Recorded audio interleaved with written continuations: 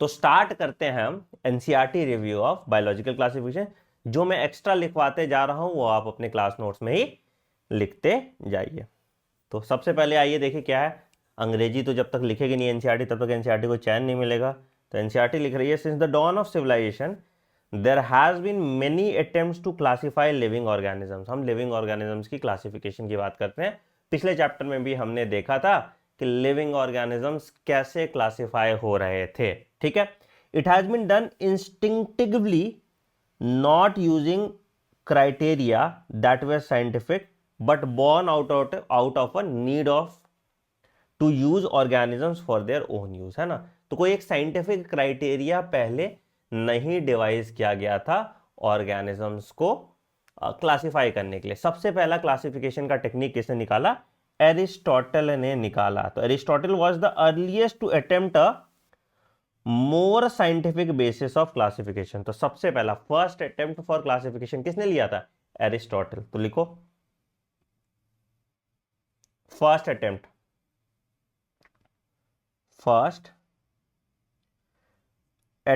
For classification किसने किया था? एरिस्टोटल ने। ठीक है, क्या किया? तो he used simple morphological characters to classify plants into trees, shrubs and herbs. He used simple morphological character. Morphological characters कौन से कैरेक्टर्स होते हैं? मॉर्फोलॉजिकल कैरेक्टर्स ऐसे कैरेक्टर्स होते हैं जो फिजिकली आप देख सकते हो। अगर आउटर स्ट्रक्चर की बात करेंगे तो उसको मॉर्फोलॉजी कहते हैं, अंदर वाले स्ट्रक्चर की बात करेंगे तो उसको हम एनाटॉमी कहते हैं। तो मॉर्फोलॉजिकल स्ट्रक्चर जो है physical structures, outer structure, physical outer structure को हम फिजिकल आउटर स्ट्रक्चर जो है बेटा इसको हम मॉर्फोलॉजिकल कैरेक्टर्स कहते हैं। तो कैसे? तो स्ट्रक्चर देख के, बाहर वाला स्ट्रक्चर देख के किसने क्लासिफाई किया ऑर्गेनिजम्स को? Plant into tree, shrubs and herbs. ठीक है, तो प्लांट्स को क्लासिफाई किया एरिस्टोटल ने। तो बेस्ड ऑन प्लांट्स को क्लासिफाई किया एरिस्टोटल ने किसमें? Tree, shrubs and herbs. ठीक है, और एनिमल्स को कैसे क्लासिफाई किया सर? एनिमल्स को क्लासिफाई किया इसने कैसे? With red blood cells. ठीक है, those with red blood and without red blood, without red blood. लिखते जाओ मेरे साथ, दोज विथ रेड ब्लड और विदाउट रेड ब्लड, है ना। एनीमिया और इनीमिया के फॉर्म में उसको क्लासिफाई किया। ठीक है, तो ये बात हो गई पहले पेज में। तो पहले पेज में एरिस्टोटल का जिक्र है। एरिस्टोटल ने किस बेसिस पे किया था? Based on morphological characters, based on morphological character. ठीक है, चलिए उसके बाद आया टू किंगडम क्लासिफिकेशन। किसने दिया? लीनियस ने दिया, कार्लोस लीनियस। कार्लोस लीनियस चाचा ने टू किंगडम क्लासिफिकेशन दिया। कार्लोस लीनियस ने टू किंगडम क्लासिफिकेशन दिया। तो लिखो यहां पे टू किंगडम क्लासिफिकेशन।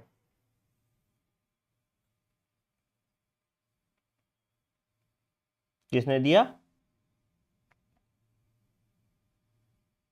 लीनियस ने दिया। ठीक है, तो लीनियस ने किसमें डिस्क्राइब किया? तो ऑर्गेनिज्म को डिवाइड कर दिया किसमें? दो किंगडम में। कौन कौन सा दो किंगडम था? एक को कहा प्लांटे और दूसरे को कहा एनीमेलिया। ठीक है, तो जितने ऑर्गेनिजम्स एक जगह रह रहे थे, अपना खाना खुद से बना रहे थे, उसको प्लांट में डाल दिया। जो मूवमेंट दिखा रहे थे और दूसरा मोड ऑफ न्यूट्रिशन शो कर रहे थे, अपना खाना खुद से नहीं बना पा रहे थे, उसको एनिमल में डाल दिया। ठीक है, तो लीनियस ने क्या किया? Classified with Plantae and Animalia kingdoms were developed that included all plants and animals respectively. ठीक है, अच्छा क्या क्या काम नहीं किया वो पॉइंट इंपॉर्टेंट है, क्या क्या काम नहीं किया वो का पॉइंट इंपॉर्टेंट है। पहला क्या, this system did not distinguish between eukaryotes and prokaryotes. पहला पॉइंट ड्रॉबैक पूछता है टू किंगडम क्लासिफिकेशन को, क्या लिखोगे, पहला did not distinguish between eukaryotes and prokaryotes, पहला पॉइंट। ठीक है, दूसरा पॉइंट क्या लिखोगे, यूनिसेल्युलर और multi cellular organisms and photosynthetic green algae and non photosynthetic fungi organism. तो अब यही बात है कि यूनिसेल्युलर भी एक जगह, मल्टी सेल्युलर भी एक जगह, मतलब ऐसा नहीं हो रहा कि डिस्टिंग्विशन नहीं हो पा रहा था यूनिसेल्युलर और मल्टी सेल्युलर के बीच में, डिस्टिंग्विश नहीं कर पा रहा था फोटोसिंथेटिक और नॉन फोटोसिंथेटिक के बीच में। तो क्या चीज है कि पहला डिस्टिंग्विशन नहीं कर पाया यूकैरियोट्स और प्रोकैरियोट्स के बीच में, दूसरा डिस्टिंग्विश नहीं कर पाया यूनिसेल्युलर और मल्टीसेल्युलर के बीच में, तीसरा डिस्टिंग्विश नहीं कर पाया फोटोसिंथेटिक और नॉन फोटोसिंथेटिक के बीच में, है ना। तो they did not distinguish eukaryotes and prokaryotes, unicellular and multicellular, photosynthetic and non photosynthetic. ठीक है, बहुत बढ़िया, बहुत बढ़िया। ठीक है, तो क्या, तो classification of organism into plant and animal was easily done and was easy to understand, but a large number of organism did not fall in either category। ठीक है, तो बहुत सारे ऐसे ऑर्गेनिज्म थे जो किसी कैटेगरी में नहीं आते थे, इसीलिए two kingdom classification use a long time was found inadequate। ठीक है, ठीक है, ठीक है। अब एक यहां पे पॉइंट बहुत इंपॉर्टेंट लिखा है, ये पॉइंट बहुत ध्यान से सुनो, ये पॉइंट बहुत इंपॉर्टेंट लिखा है, ये पॉइंट बहुत ध्यान से सुनो। पहला पॉइंट क्या है कि besides gross anatomy, gross morphology, gross morphology समझते हो, ग्रॉस मॉर्फोलॉजी स्ट्रक्चर, बाहर का जो स्ट्रक्चर है, outer structure, a need was also felt to include other characteristics like cell structure, nature of wall, mode of nutrition, habitat, mode of reproduction and evolutionary relationship. कहीं भी तुम evolutionary relationship पढ़ोगे ना बेटा, तो इसको लिख लेना, इसको लिख लेना, इसको कहते हैं हम फिलोजेनेटिक रिलेशनशिप, फिलोजेनेटिक रिलेशनशिप। ठीक, फिलोजेनेटिक रिलेशनशिप। ठीक, जब भी इवोल्यूशनरी रिलेशन की बात करेंगे, तो अभी इसने बोला कि अभी तक हम क्या देख रहे थे, लीनियर्स के चक्कर में हम देख रहे थे क्या, ग्रॉस मॉर्फोलॉजी देख रहे थे, बट अब हम फिर क्या यूज करने लगे, हम यूज करना चाह रहे थे कि नेचर ऑफ वॉल कैसा है, मोड ऑफ न्यूट्रिशन कैसा है, हैबिटेट कहां रहता है, मोड ऑफ रिप्रोडक्शन क्या है, और इवोल्यूशनरी रिलेशनशिप कैसा है। ठीक है, ये सब चीज देखने की कोशिश कर रहे थे हम। तो फिर इसके बाद क्या हुआ कि हमें एक नया नीड ऑफ क्लासिफिकेशन हुआ। ठीक है, तो उसको हम कहते हैं three kingdom classification, three kingdom classification. ठीक है, कौन सी क्लासिफिकेशन आ गई, टू किंगडम के बाद थ्री किंगडम क्लासिफिकेशन। चलो, three kingdom classification, three kingdom classification किसने दिया है, कोई जेन्युइन डाउट दिखेगा मैं उसका आंसर कर दूंगा, जो इसके कॉन्टेक्स्ट में होगा, इस चैप्टर के कॉन्टेक्स्ट में होगा, टाइम पास डाउट में नहीं आंसर कर रहा अभी। हाँ, थ्री किंगडम क्लासिफिकेशन किसने दिया था, थ्री किंगडम क्लासिफिकेशन दिया था अर्नेस्ट हैकल ने। ठीक है, अर्नेस्ट हैकल ने, और इन्होंने क्लासिफाई किया ऑर्गेनिजम्स को तीन पार्ट में। क्या, पहला कर दिया प्रोटिस्टा, ये तुम्हारे एनसीईआरटी में नहीं दिया है बट बार बार इस पे सवाल आता है, प्लीज लिख। ठीक, प्रोटिस्टा, प्लांटे और एनिमेलिया, प्रोटिस्टा, प्लांटे और एनिमेलिया। ठीक है, प्रोटिस्टा बेटा, जितने यूनिसेलुलर यूकैरियोट्स थे उसको इन्होंने प्रोटिस्टा में डाल दिया। ठीक है, all unicellular eukaryotes were placed in protista. क्या इसने सारा प्रॉब्लम सॉल्व कर दिया? नहीं, सारा प्रॉब्लम यहां पे भी सॉल्व नहीं हुआ, इसलिए थ्री किंगडम क्लासिफिकेशन भी काम नहीं कर पाया। थ्री किंगडम क्लासिफिकेशन भी काम नहीं कर पाया। तो फिर एक और साइंटिस्ट है, ये भी तुम्हारे एनसीईआरटी में नहीं दिया है, that is four kingdom classification. Four kingdom classification. ठीक है, फोर किंगडम क्लासिफिकेशन में सर क्या होता है? तो four kingdom classification was given by Copeland. Again ये भी तुम्हारे एनसीईआरटी में नहीं दिया है। क्या दिया? कोपलैंड। ठीक है, इन्होंने क्या क्या चीज में डिस्क्राइब किया? तो इन्होंने एक और ऐड कर दिया। क्या इन्होंने बोला? भैया मोनेरा, ठीक है, प्रोटिस्टा, ठीक है, प्लांटे और animalia.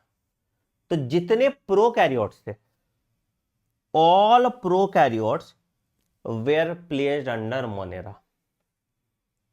All prokaryotes were placed under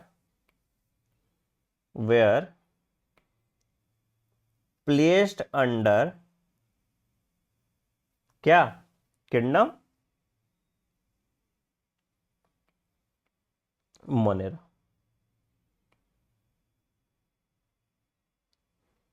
ठीक है, तो जितने प्रोकैरियोट्स थे वो कहां पे आ गए बेटा? वो हो गया तुम्हारे किंगडम मोनेरा में आ गए। फोर किंगडम क्लासिफिकेशन तुम्हारा खत्म हो गया। ठीक है, बट फोर किंगडम क्लासिफिकेशन भी बहुत कुछ सॉल्व नहीं कर पाया। तो यहां पे देखिए, अब यहां पे वापस एनसीईआरटी पे आते हैं। एनसीईआरटी कहती है classification system for living organisms have hence undergone several changes over time. ठीक है, though plant and animal kingdoms have been a constant under the different system, the understanding of what organism या what group of organism will be included in this kingdom has been changing the number and nature of other kingdoms that will be understood differently by different scientists over time। मतलब वही वाली बात कह रहा है कि plant और animal kingdom तो शुरू से एंड तक रह गया, बट क्या चीज प्लांट किंगडम में आएगा या क्या चीज एनिमल किंगडम में आएगा वो अलग, मतलब वो फीचर अलग अलग हो गया। मतलब हमने नंबर ऑफ किंगडम्स बढ़ा दिया जिससे हम अच्छे से क्लासिफाई कर पाए ऑर्गेनिजम्स को। ठीक है, उसके बाद जो एनसीईआरटी तुम्हारे सीधे आती है, एनसीईआरटी आती है तुम्हारे फाइव किंगडम क्लासिफिकेशन पे। ठीक है, तो एक बहुत इंपॉर्टेंट पॉइंट यहां पे, और डेट भी इंपॉर्टेंट है। तो आर.एच. विटेकर इन 1969, इस पर सवाल आया हुआ है, proposed a five kingdom classification. Five kingdom classification. ठीक है, क्या भाई? तो इसने नाम दिया Monera, protista, fungi, Plantae and animalia. क्या क्या नाम रखा? Monera, protista, fungi, Plantae and animalia. किसने दिया भैया? ये दिया आर.एच. विटेकर ने। तो यहां पे क्या ऐड किया? फाइव किंगडम में क्या बढ़ गया? फाइव किंगडम में ये आ गया, जितने भी तुम्हारे नॉन फोटोसिंथेटिक ऑर्गेनिजम्स थे या नॉन फोटोसिंथेटिक प्लांट्स थे, उसको इसने एक नया किंगडम में डाल दिया, दैट इज फंगाई। ठीक है, क्या क्या क्राइटेरिया यूज किया था आर.एच. विटेकर ने, ये इंपॉर्टेंट है, इस पे सवाल आता है। तो the main criteria for classification use by him included cell structure. सबसे पहला क्राइटेरिया क्या है सर? Cell structure.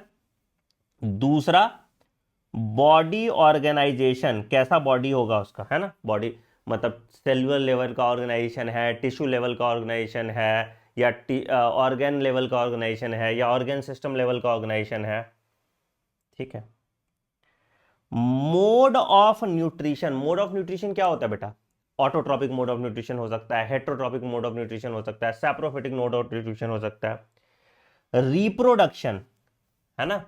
कैसा? एसेक्सुअल रिप्रोडक्शन शो कर रहा है, सेक्सुअल रिप्रोडक्शन शो कर रहा है, एंड फिलोजेनेटिक रिलेशनशिप। तो ये सब फीचर यूज किया। क्या, मेरे साथ बोलिए, cellular structure, body organisation, mode of nutrition, reproduction and phylogenetic relationship relationship. ठीक है, तो ये 5 किंगडम क्लासिफिकेशन की इन्होंने बात की। अब यहां पे एक टेबल है एनसीईआरटी का, which is a very important point.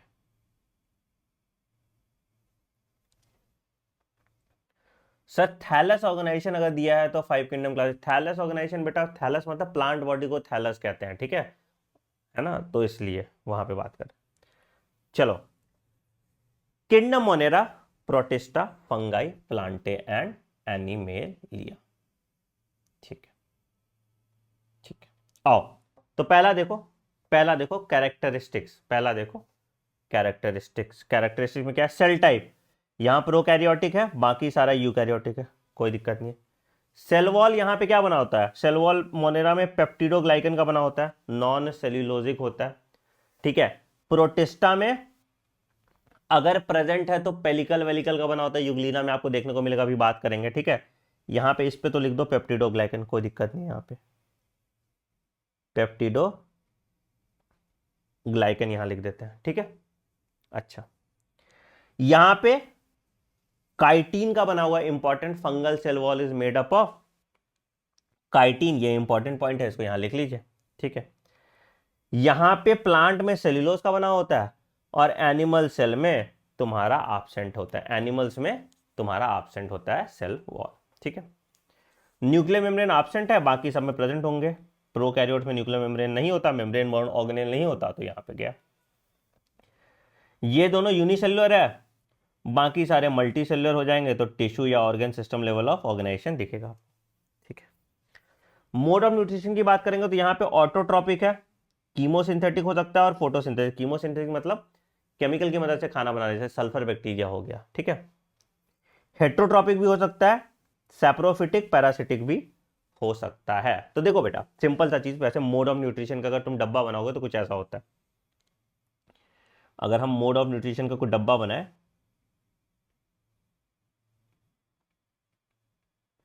तो पहला हो जाएगा अगर ऑटोट्रॉपिक, जो अपना खाना खुद से बनाता है, बचपन में पढ़े थे, ठीक है। और दूसरा हो जाएगा तुम्हारा हेट्रोट्रॉपिक, जो किसी की मदद से खाना खाएगा, अपना खाना खुद नहीं बना पाएगा, वो हेट्रोट्रॉपिक होता है, ठीक है। तो ऑटोट्रॉपिक का जब तुम एग्जाम्पल देखोगे तो ऑटोट्रॉपिक को तुम दो तरह से कर सकते हो, या तो ये फोटो ऑटोट्रॉपिक है, मतलब सनलाइट के प्रेजेंस में खाना बना रहा है, या तो ये कीमो ऑटोट्रॉपिक है, मतलब केमिकल्स के प्रेजेंस में खाना बना रहा है, जैसे सल्फर बैक्टीरिया वगैरह हो गया, ठीक है। हेट्रोट्रॉपिक मतलब अपना खाना खुद से नहीं बना पाएगा। तो 3 तरीके से काम करता है ये। पहला, holozoic mode of nutrition show कर रहा है, मतलब होल फूड खा रहा है, जो हम खाते हैं, है ना, हम लोग holozoic mode of nutrition show करते हैं, होल फूड, जैसे चावल दाल ये सब तुम खा रहे हो ना, वो होलोजोइक आ गया, ठीक है। अच्छा, दूसरा होता है सैप्रोफिटिक। सैप्रोफिटिक मतलब जो डेड एंड डिकेइंग ऑर्गेनिज्म पे फीड कर रहा है, उसको हम कहते हैं सैप्रोफिटिक। जो डेड एंड डिकेइंग ऑर्गेनिज्म से फीड कर रहा है उसको हम कहते हैं सैप्रोफिटिक। और लास्ट होता है बेटा, उसको हम कहते हैं पैरासिटिक। पैरासिटिक बेटा क्या हुआ, पैरासिटिक मतलब होस्ट पे रहेगा भी और होस्ट को खाएगा भी, होस्ट पे रहेगा भी और होस्ट से ही अपना खाने का भी इंतजाम करेगा। तो ये 3 तरह का मोड ऑफ न्यूट्रिशन होता है, तो यही यहां पे बात कर रहा है, ठीक है। होलोजोइक मतलब होल फूड खाता है, सैप्रोफिटिक मतलब डेड और डिकेइंग ऑर्गेनिज्म पे फीड कर रहा है, और पैरासिटिक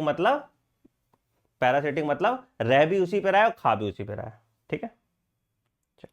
आई, तो ऑटोट्रॉपिक की बात करेंगे तो ऑटोट्रॉपिक कैसा है, फोटोसिंथेटिक और हेट्रोट्रॉपिक हो सकता है।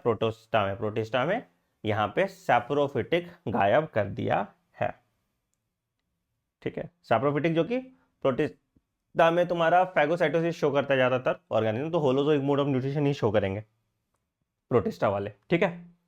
अच्छा, यहां पे फंगाई में ऑटोट्रॉपिक मोड ऑफ न्यूट्रिशन नहीं दिख रहा, तो सैप्रोफिटिक या पैरासिटिक मोड ऑफ न्यूट्रिशन ही दिख रहा है। ठीक है, प्लांटे में autotrophic mode of nutrition he show होगा, मतलब फोटोसिंथेसिस ही शो होगा। और एनिमिलिया में तुम्हारा होलोजोइक भी शो हो सकता है, सैप्रोफिटिक भी शो हो सकता है ना। एनिमिलिया में तुम्हारा होलोजोइक मोड ऑफ न्यूट्रिशन भी शो हो सकता है और सैप्रोफिटिक मोड ऑफ न्यूट्रिशन भी शो हो सकता है in case of kingdom Animalia. तो ये टेबल आपका कंपाइल हो जाना चाहिए, ये टेबल आपको याद रहना चाहिए। ठीक है, इजी है, ऐसा कुछ याद करने का है नहीं। सेल टाइप तुम आराम से याद कर लोगे, सेल वॉल आराम से याद कर लोगे, न्यूक्लियर मेम्ब्रेन में कोई दिक्कत नहीं है, बॉडी ऑर्गेनाइजेशन में कोई दिक्कत नहीं है। ठीक है, मोड ऑफ न्यूट्रिशन आपको दिख गया यहाँ पे, तो ये कंप्लीट हो जाएगा टेबल बिना किसी देरी के। अब आते हैं सिक्स किंगडम क्लासिफिकेशन। ठीक है, या इसको हम कहते हैं 3 डोमेन सिस्टम। ठीक है, 3 डोमेन सिस्टम या 6 किंगडम क्लासिफिकेशन। किसने बोला था? कार्ल वूस ने दिया था, एनसीईआरटी लिख दिया है, तो यहां पे लिख दो 6 किंगडम क्लासिफिकेशन। 6 किंगडम क्लासिफिकेशन किसने दिया था? कार्ल वूस ने दिया था, या इसको हम कह सकते हैं 3 डोमेन सिस्टम। तो बेसिकली इसने क्या किया, इसने मोनेरा को, जो मोनेरा था, इसको फर्दर डिवाइड कर दिया आर्की बैक्टीरिया में, या इसको कहा आर्किया। ठीक है, और यू बैक्टीरिया में।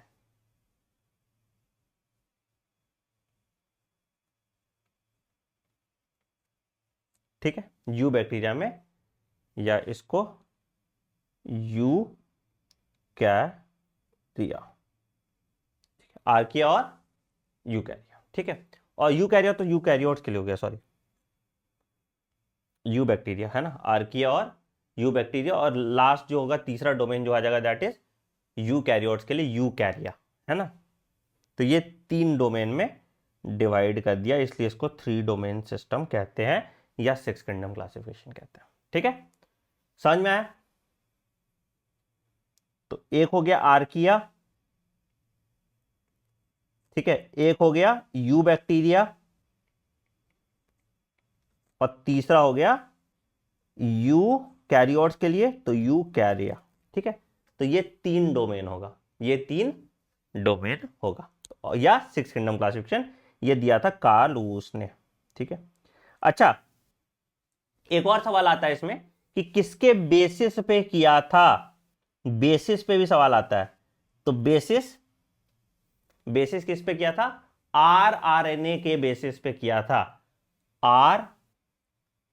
आरएनए के बेसिस पे किया था। ये इस पे सवाल आया हुआ है पीवाईक्यू में, एम्स में, तो ये डाल लीजिएगा किसके बेसिस पे किया था? Basis of RNA. ठीक है, बाकी तुम्हारी एनसीईआरटी में नहीं लिखा है तो कोई बात नहीं, छोड़ देते हैं। ठीक, चलिए अब आते हैं, let us look at this 5 kingdom classification, understand the issues and consideration that influence the classification system. ठीक है, पहला क्या? Earlier classification systems included bacteria, blue green algae, fungi, moss, fern, gymnosperms and angiosperms under plant. पहले classification system में 5 kingdom classification में अलग अलग कर दिया गया उसको। ठीक है, तो the character that unified this whole kingdom was that all organism included had a cell wall in their cell walls. ठीक, this placed together groups which widely differed in other characteristics. तो इसीलिए पहला रीजन था क्यों 5 kingdom classification करना पड़ा। ठीक है, ठीक है, क्यों 5 किंगडम क्लासिफिकेशन करना पड़ा। ठीक है, it brought together prokaryotic bacteria and blue green algae with other groups that were eukaryotic। ठीक है, ठीक है, तो पहला पॉइंट तो यह हुआ कि प्रोकैरियोटिक और यूकैरियोटिक को साथ रख दिया। ठीक है, दूसरा जो हमने बात किया था कि यूनिसेल्युलर और मल्टीसेल्युलर ऑर्गेनिजम्स को साथ रख दिया था, जैसे क्लमाइडोमोनास तुम्हारा यूनिसेल्यूलर है, स्पाइरोगैरा तुम्हारा मल्टी सेल्यूलर है। तो इन दोनों को एल्गे में रख दिया था, ये भी गलत बात है। ठीक है। चौथा, did not differentiate between heterotrophic group fungi and autotrophic green plants. तो ये दोनों प्लांट में थे, मतलब फंगाई का मोड ऑफ न्यूट्रिशन हेट्रोट्रॉपिक था, प्लांट्स का मोड ऑफ न्यूट्रिशन ऑटोट्रॉपिक था। तो यहां पे भी गड़बड़ हो गया। ठीक है। अच्छा, दूसरा, फंगाई का जो सेल वॉल था वो काइटिन का बना हुआ था, प्लांट का सेल वॉल सेलुलोज का बना हुआ था, बट फिर भी इनको साथ रखा। फंगाई का सेल वॉल काइटिन का बना हुआ था, प्लांट का सेल वॉल सेलुलोज का बना था, बट फिर भी इनको साथ रखा। ठीक है। तो in this chapter we will study kingdom monera, protista, fungi of Whittaker system of classification. ठीक है। प्लांट और एनिमिलिया अगले चैप्टर में पढ़ेंगे। ठीक है, कोई दिक्कत? और वायरस भी पढ़ेंगे, वायरस किसी में भी नहीं आता है, वायरस किसी में भी नहीं आता। डन। शुरू करें किंगडम मोनेरा से। ठीक है। अब मोनेरा का जो सेल का स्ट्रक्चर है, सेल वॉल वगैरह, वो प्रोकैरियोटिक सेल में हम cell the unit of life में पढ़ते हैं, तो यहां नहीं पढ़ेंगे। ठीक है। तो आइए आगे बढ़ते हैं। तो bacteria are the sole members of kingdom monera. Bacteria are the sole members of kingdom Monera.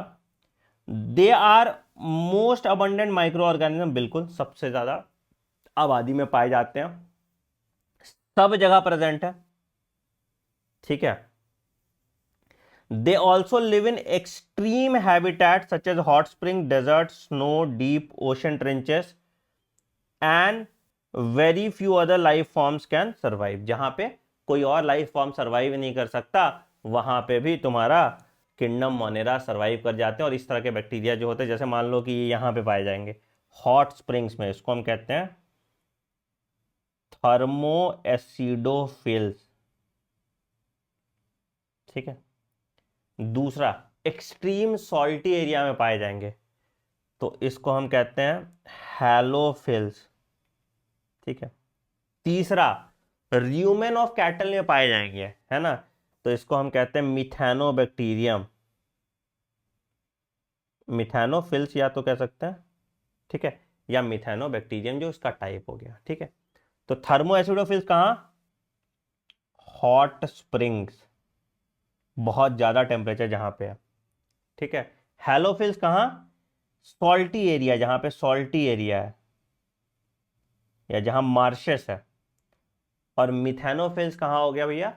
जहां पे मीथेन बहुत ज्यादा है, जहां पे मीथेन बहुत ज्यादा है उसको हम मिथेनोफिल्स कहते हैं।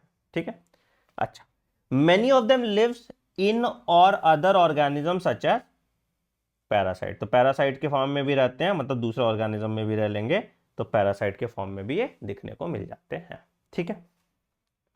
Bacteria group under 4 categories based on their shape. कौन कौन सा भैया? पहला, कॉकाई, स्पेरिकल है तो कॉकस या कॉकाई स्पेस आ सकता है। जैसे एग्जांपल आ जाएगा इसका, स्पेरिकल का एग्जांपल लिखोगे तो स्पेरिकल का एग्जांपल क्या लिख सकते हैं? स्ट्रेप्टोकॉकस, डिप्लोकॉकस, है ना, निमोनिया, स्ट्रेप्टोकॉकस निमोनिए। ठीक है। स्पेरिकल एग्जांपल आ गया स्ट्रेप्टोकॉकस। ठीक है। हम लोग को बहुत तरह का कॉकस पढ़ाते थे, मोनोकॉकस, डिप्लोकॉकस सब पढ़ाते थे, तुम्हें मैं एहसान कर रहा हूं तुम पे, नहीं पढ़ा के ये। ठीक है। अच्छा, दूसरा, रॉड शेप, क्या कहते थे? बैसिलस। तो बहुत सारे एग्जांपल हो सकता है, बैसिलस सबटिलिस, है ना, तो इसका जो भी एग्जांपल आ जाएगा वो बैसिलस वाले पे आ जाएगा। बैसिलस वॉल्यूटेंस दुनिया भर का एग्जांपल है। ठीक है। कॉमा शेप, तीसरा, क्या कॉमा शेप मतलब विब्रियम, तो हम लोग पढ़ा था विब्रो कोलेरा, है ना, तो कॉमा शेप्ड क्या होगा? एग्जाम्पल विब्रियम, या हम पढ़ते हैं इसको विब्रियो कोलेरा। क्या कहते हैं इसको? Vibrio cholera.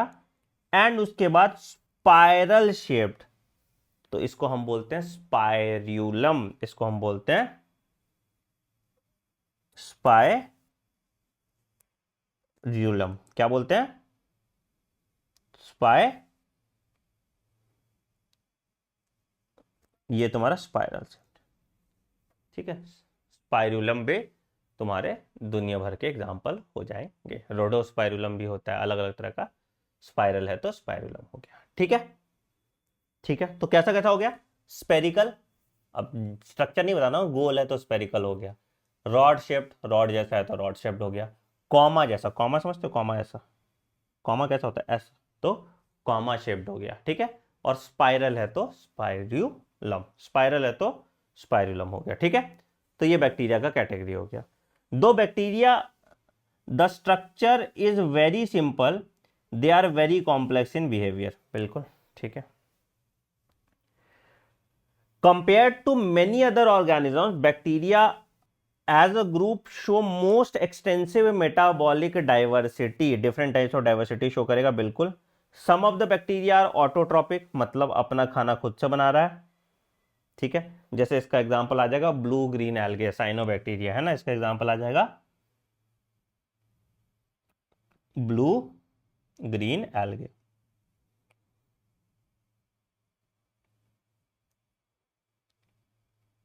या इसको हम कह सकते हैं साइनोबैक्टीरिया,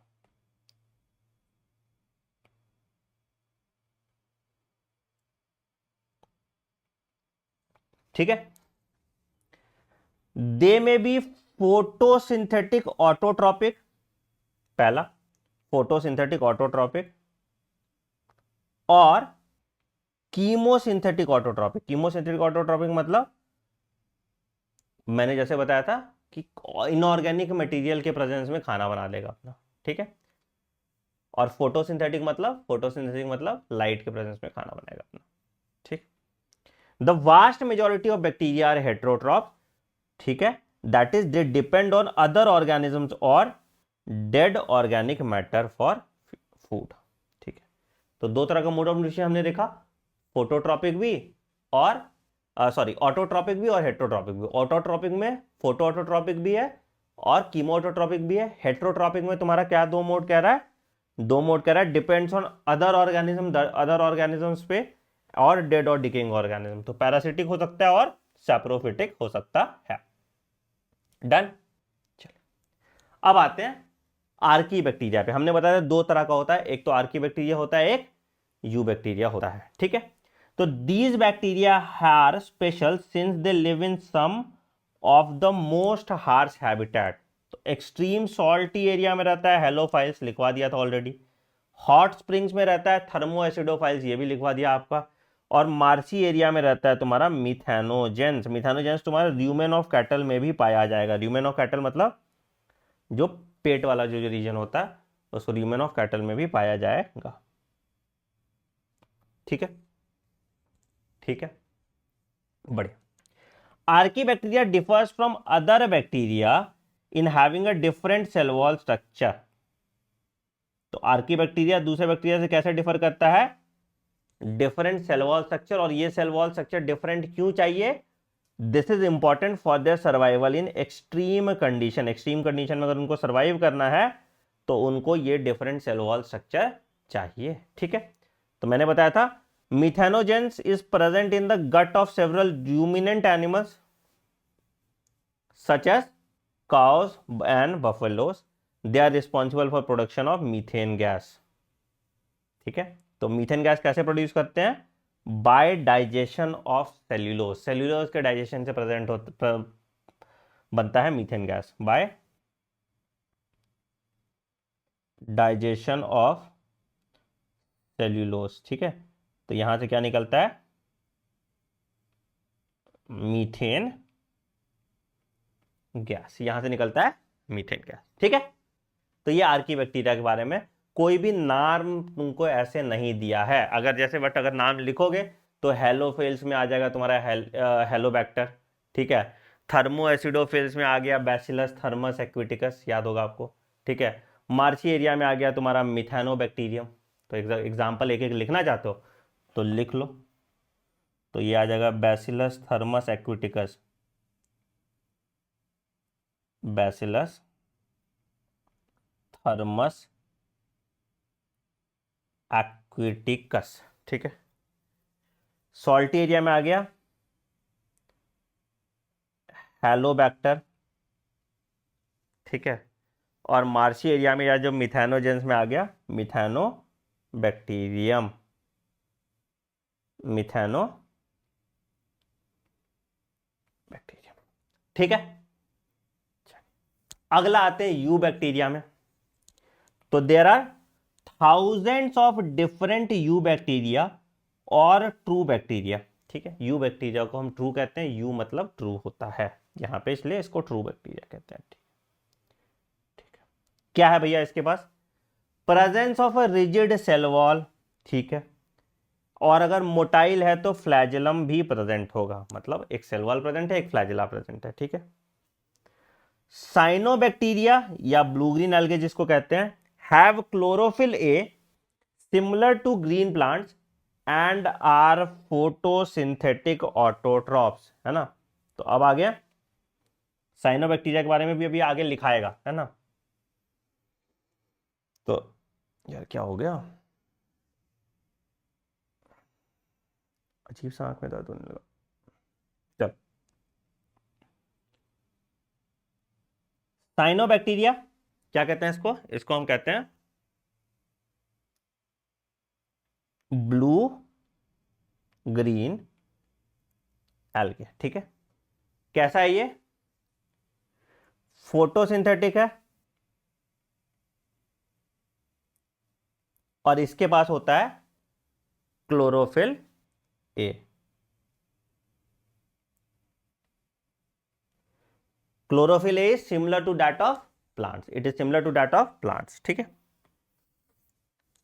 तो द साइनोबैक्टीरिया इज यूनिसेल्युलर हो सकता है, कोलोनियल हो सकता है, फिलामेंटस हो सकता है, फ्रेश वाटर में हो सकता है, मेराइन में हो सकता है और टेरेस्ट्रियल हैबिटेट में भी हो सकता है। तो सब जगह तुमको ये पाया जा सकता है। ठीक है, अच्छा, the colonies are surrounded by gelatinous sheet. ध्यान से देखना बेटा, जेलेटिनस शीट। अब जो इनकी कॉलोनीज होती है इनके चारों ओर एक शीट होता है जिसको जेलेटिनस कह सकते हो, म्यूसिलेजिनस कह सकते हो, अलग अलग तरह का, दो तरह का तुमको शीट दिखेगा। जेलाटिन का बना है तो जेलाटिनस होगा, म्यूसिलेज का बना होता है तो म्यूसिलेजिनस शीट होता है। दोनों का काम होता है वाटर प्रूफिंग का काम करता है, तो ये खास करके एक्वाटिक हैबिटेट में पाए जाते हैं, तो वाटर प्रूफिंग का काम किया जाता है। ठीक है, अच्छा, अब क्या है, some of they often form blooms in polluted water body, जिसको हम एल्गल ब्लूम कहते हैं, याद है ना, इसी को हम कहते थे एल्गल ब्लू। ठीक है, अच्छा, some of these organism can fix atmospheric nitrogen with specialised cells called heterocysts. पे बार बार सवाल आया है, जब भी पीवाईक्यू में सवाल आया तो इसी रीजन से आया है। तो कुछ ऑर्गेनिज्म जो इसमें है, कुछ ऑर्गेनिज्म जो इसमें है, कुछ ऑर्गेनिज्म जो उसमें है, ये क्या है, इसके पास स्पेशलाइज्ड सेल्स हैं जिसको हम कहते हैं हेटेरोसिस्ट, जिसको हम कहते हैं हेटेरोसिस्ट। ठीक है, तो जो स्पेशलाइज्ड सेल्स हैं जो एटमॉस्फेरिक नाइट्रोजन को फिक्स करते हैं उसको हम कहते हैं हेटेरोसिस्ट, और जिसका एग्जांपल है नॉस्टॉक और एनाबिना, जिसका एग्जांपल है नॉस्टॉक और एनाबिना। ठीक है, तो specialised cells in blue green algae that fix atmospheric nitrogen क्या कहते हैं, heterocyst. Specialised cell in blue green algae that fixes atmospheric nitrogen, क्या कहते थे इसको, इसको हम कहते थे हेटेरोसिस्ट, इसको हम कहते थे हेटेरोसिस्ट। एग्जाम्पल सर, एग्जाम्पल है नॉस्टॉक और एनाबिना। एंड एनापीना। ठीक है, ठीक है, ठीक है, बहुत बढ़िया, बहुत बढ़िया, ठीक है।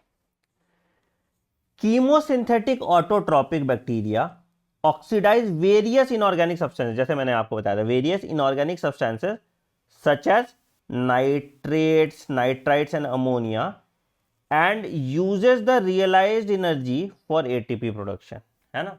तो इनऑर्गेनिक सब्सटेंसेस को एटीपी प्रोडक्शन कराता है, ये वाला जो चीज है, ये कीमोसिंथेटिक ऑटोट्रॉपिक बैक्टीरिया हो गया। ठीक है, तो हमने फोटो ऑटोट्रॉपिक बैक्टीरिया देखा, कीमो ऑटोट्रॉपिक बैक्टीरिया देखा और हेट्रोट्रॉपिक बैक्टीरिया की बात की है। तो they play a great role in recycling nutrients like nitrogen, phosphorus, iron and sulphur. तो अलग अलग, सल्फर बैक्टीरिया इसके लिए काम करेगा, आयरन बैक्टीरिया हो जाएगा और फास्फोरस के लिए अलग से बैक्टीरिया होगा। ठीक है, चलिए ये एग्जांपल हमेशा आता है। तो अब तुम देखो कहीं लिखा था म्यूसिलेजिनस शीथ और जिलेटिनस शीथ, मोर और लेस एक ही बात होती है। ठीक है, काम क्या करता है, वाटर प्रूफिंग मटेरियल होता है, वाटर प्रूफिंग मटेरियल होता है। ठीक है, हेट्रोसिस्ट यहाँ पे स्पेशलाइज सेल जो इसको हम कहते हैं हेट्रोसिस्ट, ये लेबल करने भी आ सकता है। क्या काम करेगा, it will help in nitrogen fixation, it will help in nitrogen fixation. ठीक है, कैसा algae, filamentous blue green algae. ठीक है, nostoc is a filamentous blue green algae, ये याद रखिएगा, इसको पॉइंट यहाँ पे ऐड कर दीजिएगा। तो एक एक लाइन एनसीईआरटी को डिसाइफर करना बहुत जरूरी होता है। चलिए अब आते हैं हेट्रोट्रॉपिक बैक्टीरिया। तो heterotrophic bacteria are most abundant in nature, बिल्कुल obviously. The majority are important decomposers, decomposers क्या करता है, जो कोई ऑर्गेनिजम्स है उसको खा के डिकम्पोज कर देगा। ठीक है, majority of them have a significant impact on human affairs, they are helpful in making curd, curd से कौन सा बनाता है, लैक्टोबैसिलस, याद है, माइक्रोब्स इन ह्यूमन वेलफेयर एक चैप्टर है वहां पे पढ़ेंगे, लैक्टो बैसिलस। ठीक है, प्रोडक्शन ऑफ एंटीबायोटिक्स, याद है, पेनिसिलियम नोटेटम से बनता था एंटीबायोटिक्स। ठीक है, fixing nitrogen in legume, nitrogenous जो फिक्सेशन वाले बैक्टीरिया होते हैं लेग्यूमिनस प्लांट में, वो fixing nitrogen in legumes of root. ठीक है, some are pathogen causing damage to human beings, crops, farm animals and pets. ठीक है, तो अब देखो कोलेरा, कोलेरा किससे होता था, विब्रो कोलेरा, कोलेरा विब्रियो कोलेरे। दूसरा टाइफाइड, सैल्मोनेला टाइफी।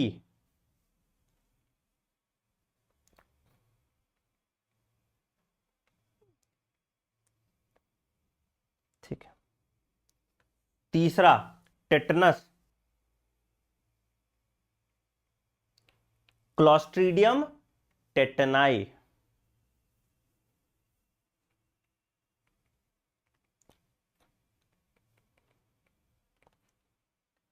चौथा सिट्रस कैंकस, सिट्रस कैंकर, किसका, ज़ैंथोमोनास सिट्राई, ज़ैंथोमोनास सिट्राई। चारों नाम आपको याद रखने हैं क्योंकि एनसीईआरटी में सिर्फ टर्म दे दिया, किससे हुआ वो नहीं दिया। ठीक है, अब रिप्रोडक्शन कैसे बोल रहा है, तो वही typhoid, tetanus, citrus canker as well as known disease cause by different bacteria. ठीक है, अच्छा, bacteria reproduce by fission, fission मतलब एक से दो में टूट गया, इसको फिजन कहते हैं। ठीक, अनफेवरेबल कंडीशन में क्या बनाता है, अनफेवरेबल कंडीशन में स्पोर्स बनाता है। ठीक है, तो ये दोनों एसेक्सुअल मोड ऑफ रिप्रोडक्शन हो गया। तो एसेक्सुअल मोड ऑफ रिप्रोडक्शन में क्या क्या आ गया, एक हो गया फिजन और एक हो गया स्पोर फॉर्मेशन, ठीक है। They also reproduce by a sort of sexual reproduction by adopting primitive type of DNA transfer from one bacterium to other, ठीक है। अब इसको ट्रांसफर करने के लिए अलग एक टर्म आता है, अगेन इस टर्म को हम कहते हैं कॉन्जुगेशन, ठीक है। जब बैक्टीरिया आपस में चिपक जाता है तो उसको हम कहते हैं कॉन्जुगेशन, ठीक है। बट देन अगेन कॉन्जुगेशन अभी डिटेल में तुम्हारे एनसीईआरटी में नहीं दिया है तो हम इसको नहीं पढ़ेंगे, ठीक है। और डीएनए ट्रांसफर के लिए एक समान भी होता है, इसको हम कहते हैं पिलाई, ठीक है। डीएनए ट्रांसफर के लिए एक समान होता है इसको, जिसको हम कहते हैं पिलाई, ठीक है। बट अगेन ये हम पढ़ेंगे सेल बायोलॉजी में, पिलाई, ठीक है। It is made up of pilin protein, again हम ये सेल बायोलॉजी में पढ़ेंगे, ठीक है।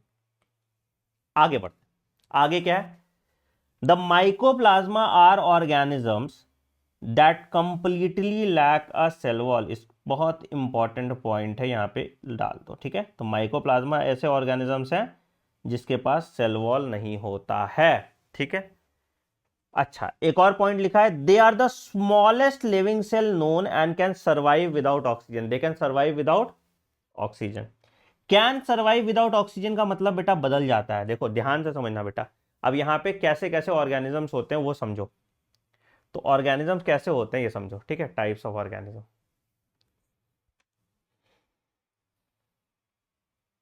टाइप्स ऑफ, कैसे कैसे होते हैं समझो। पहला होता है ऑब्लिगेट रिलेशनशिप, जैसे अगर मान लो कि हम बोले ऑब्लिगेट एरोब्स, ऑब्लिगेट एरोब्स मतलब it will be able to survive only in presence of oxygen, मतलब ऑक्सीजन के प्रेजेंस में सर्वाइव कर सकता है, नहीं तो सर्वाइव नहीं करेगा। तो it will be able to only in presence of oxygen. तो अगर सिर्फ ऑक्सीजन के प्रेजेंस में सरवाइव कर पा रहा है तो ऑब्लिगेट एरोब है। अच्छा, facultative aerobe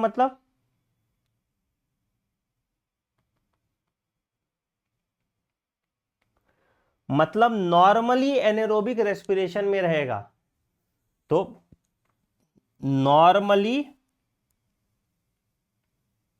will show anaerobic respiration,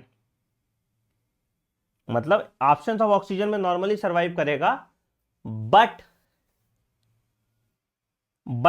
can tolerate aerobic condition too, मजबूरी में,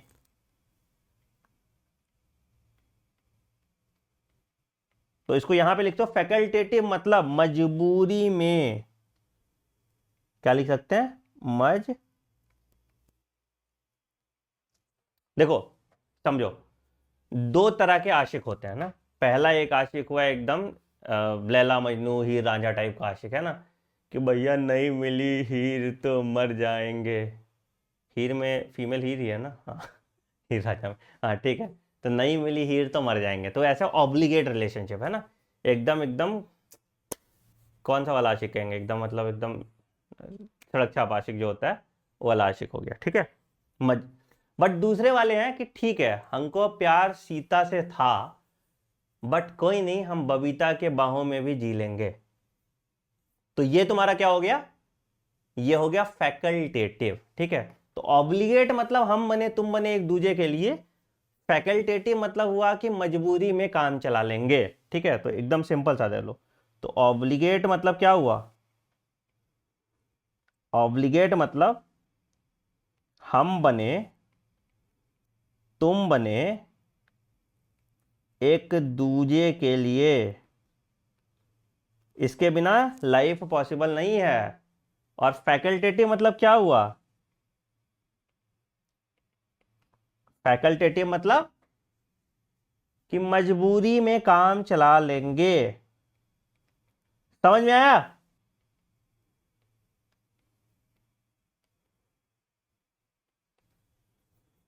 है ना, प्यार तो हमको सीता से था, पर बबीता भी मिल जाएगी तो कोई गल नहीं, है ना। दिल पे पत्थर रख के काम चला लेंगे, मरेंगे नहीं। समझ में आया? बहुत बढ़िया। तो ये वाला पार्ट आ गया यहाँ पे। क्या दे कैन सर्वाइव विदाउट ऑक्सीजन? तो सर्वाइव विदाउट ऑक्सीजन मतलब ऑक्सीजन के बिना भी सर्वाइव कर जाएगा। तो मतलब ये क्या हुआ? ये हुआ फैकल्टेटिव एनेरोब्स। फैकल्टेटिव एनेरोब्स है, मजबूरी में एनेरोबिक रेस्पिरेशन शो कर रहा है, बट नॉर्मल कंडीशन में aerobic mode of respiration he show कर रहा है। बट नॉर्मल कंडीशन में aerobic mode of respiration he show कर रहा है। ठीक है, तो ये प्रोकैरियोट्स के बारे में इतना ही आपको जानना है, इसके बियॉन्ड सवाल नहीं आएगा। बहुत पहले ऐसे फालतू चुंगू पुंगू सवाल आते थे, बट उन चुंगू पुंगू सवाल को अभी आप देखोगे हमारी पीवाईक्यूज में, तो हमने उन चुंगू पुंगू सवाल को हटा दिया। चलिए अगला आते हैं किंगडम प्रोटिस्टा। तो all single celled eukaryotes were placed under protista, were placed under protista. ठीक है, but the boundaries of this kingdom were not well defined. What may be a photosynthetic protestan to one biologist may be a plant to another. ठीक है, तो again इसको अच्छे से define नहीं किया, मतलब जैसे क्लाइडोमोनास कहीं अलगे लिख देता है, कहीं ये है, बट मुद्दा बस इतना समझ लो कि जितने यूनिसेल्यूलर यूकैरियोट्स हैं वो प्रोटिस्टा है। जितने ऑल यूनिसेल्यूलर यूकैरियोट, मोटा मोटा इतना समझ जाओ, ये सबको प्रोटिस्टा में रख देता है। ठीक है, ये सबको प्रोटिस्टा में रख देते हैं। ठीक है, तो हम क्या पढ़ेंगे? We include chrysophytes, dinoflagellates, euglenoids, slime moulds and protozoa under protista. ठीक है, मतलब सबको ही रख दिया, सबको ही रख दिया। तो किसको किसके बारे में पढ़ रहा है? Chrysophytes,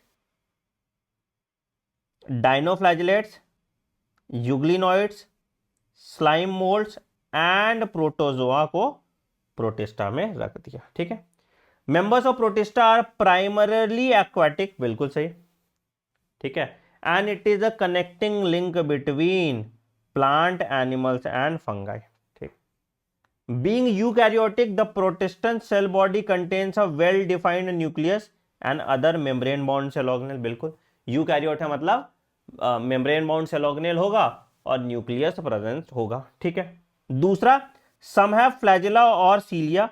protista reproduce asexually and sexually by process involving cell fusion and gamete formation. तो दोनों मोड ऑफ रिप्रोडक्शन भी अवेलेबल है, एसेक्सुअल और सेक्सुअल मोड ऑफ रिप्रोडक्शन। अगर मोटाइल है तो सीलिया और फ्लैजिला भी प्रेजेंट है। ठीक है, पहला आते हैं, इसको हम कहते हैं क्राइजोफाइट्स। तो इसको पॉइंट वाइज बस लिखना है, इसमें कुछ समझने वाला कुछ नहीं है, सिर्फ जो ये पैराग्राफ दिया है इसको पॉइंट वाइज अपने कॉपी में लिख सकते हो तुम, मैं पॉइंट बना देता हूं तुम्हारे लिए। ठीक है, तो this group includes diatoms and golden algae, जिसको हम डेस्मिड्स कहते हैं। इसमें क्या समझाओगे? गोल्ड कलर कैसा होता है? तो ये आ गया पहला पॉइंट।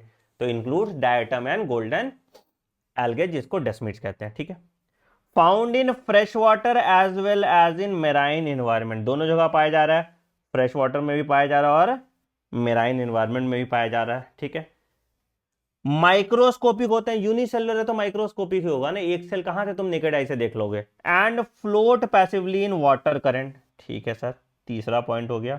ठीक है, most of them are photosynthesis, most of them are photosynthetic, मतलब अपना खाना खुद से बनाता है। चौथा पॉइंट हो गया सर। ठीक है, इन डाई आइटम्स, देखो डाई आइटम्स की बात करें, अब यहां पे डाई आइटम्स की बात करें, the cell wall forms two thin overlapping shells which fit together as a soap box. तो साबुन का डब्बी देखे हो, ऐसे एक के ऊपर एक फिट करता है, तो ये इसका बना हुआ है। तो ये आ गया पांचवा पॉइंट। तो सेल वॉल दो ओवरलैपिंग शेल का आपस में चिपका हुआ है, साबुन के डब्बे जैसा। ठीक है, the walls are embedded with silica या इम्प्रेग्नेटेड विथ सिलिका भी डालते हैं, अंग्रेजी अगर अच्छा है तो वहां तो लिख सकते हो। ठीक है, और सिलिका कभी डिसॉल्व नहीं होता, मतलब सिलिका कभी खत्म नहीं होता या सिलिका कभी डिकम्पोज नहीं होता। तो दीज वॉल्स आर इनडिस्ट्रक्टिबल, इसलिए ये सेल वॉल डिपॉजिट्स रह जाते हैं हैबिटेट में and over billions of years यही नीचे जमीन में रह गया, जिसको हम डायटोमेशियस अर्थ कहते हैं। ठीक है, तो ये समुद्र में तुमको डायटोमेशियस अर्थ देखने को मिल जाएगा। ठीक है, बीइंग ग्रिटी, ग्रिटी मतलब समझते हो, ग्रिटी मतलब घसता है, मतलब फ्रिक्शन होगा इसमें, जैसे एक नहीं तो धार के लिए ऐसे छोटे छोटे। तो this is use for polishing filtration of oil syrup, polishing and filtration of oil syrup, and they are the chief producer of ocean. इस पर भी सवाल आया हुआ है, चीफ प्रोड्यूसर्स इन ओशन। तो ये 7वां पॉइंट, डायटोमेशियस अर्थ 8वां पॉइंट, और ग्रिटी है तो पॉलिशिंग में यूज हो रहा है 9वां पॉइंट। तो ये 9 पॉइंट आपका बनेगा। अगेन मैं फिर से रिपीट कर दूं, क्या क्राइजोफाइट्स में आता है, डायटम्स और गोल्डन एल्गे, जिसको हम डेस्मीट्स कहते हैं। तो डायटम और डेस्मीट्स आ गया। ठीक है, फ्रेश वाटर में भी रह सकता है, मेराइन हैबिटेट में भी रह सकता है। माइक्रोस्कोपिक है, वाटर करंट में पैसिवली फ्लोट कर सकता है। ठीक है, ओवरलैपिंग शेल होते हैं, सेल वॉल। ठीक है, साबुन के डब्बी जैसा फिट होता है। वॉल्स में सिलिका है, इसलिए ये खराब नहीं होता, इंडेस्ट्रक्टिबल है। इंडेस्ट्रक्टिबल है तो जमीन में जाके आपको देखने को मिल जाएगा, जिसको हम डायटोमेशियस अर्थ कहते हैं, जो काम करता है पॉलिशिंग और filtration of oil and syrup में। ठीक है, दूसरा आ जाते हैं बेटा, दूसरा है डाइनोफ्लैजिलेट्स, सॉरी दूसरा है डाइनोफ्लैजिलेट्स। तो क्या भैया, मोस्टली मेराइन एंड फोटोसिंथेसिस। अभी वहां पे देख रहे थे मेराइन और फ्रेश वाटर दोनों है, तो यहां पहला पॉइंट लिख लो, मोस्टली मेराइन एंड फोटोसिंथेटिक। ठीक है, colour yellow, green, brown, blue and red depending on the main pigment present in cell. तो मतलब सब कलर में अवेलेबल है मार्केट में, तो कोई दिक्कत वाली बात नहीं है। ठीक, सेल वॉल कैसा बना होता है, स्टिफ सेल्यूलोज प्लेट। वहां पे सिलिका था, यहां पे सेल वॉल कैसा हुआ sir, stiff cellulose plate, point number 3।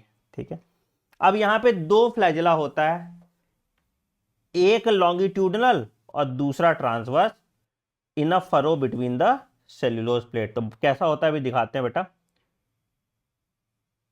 तो एक देखो, अगर मान लो कि ऐसा सेल वॉल है, जैसे मान लो कि ऐसा, मान लो कोई ऐसा स्टिफ सेल्यूलोज प्लेट का बना हुआ है। ठीक है, तो एक ट्रांसवर्स और एक लॉन्गिट्यूडनल है ना, और ये किसके बीच में, between stiff cellulose plate,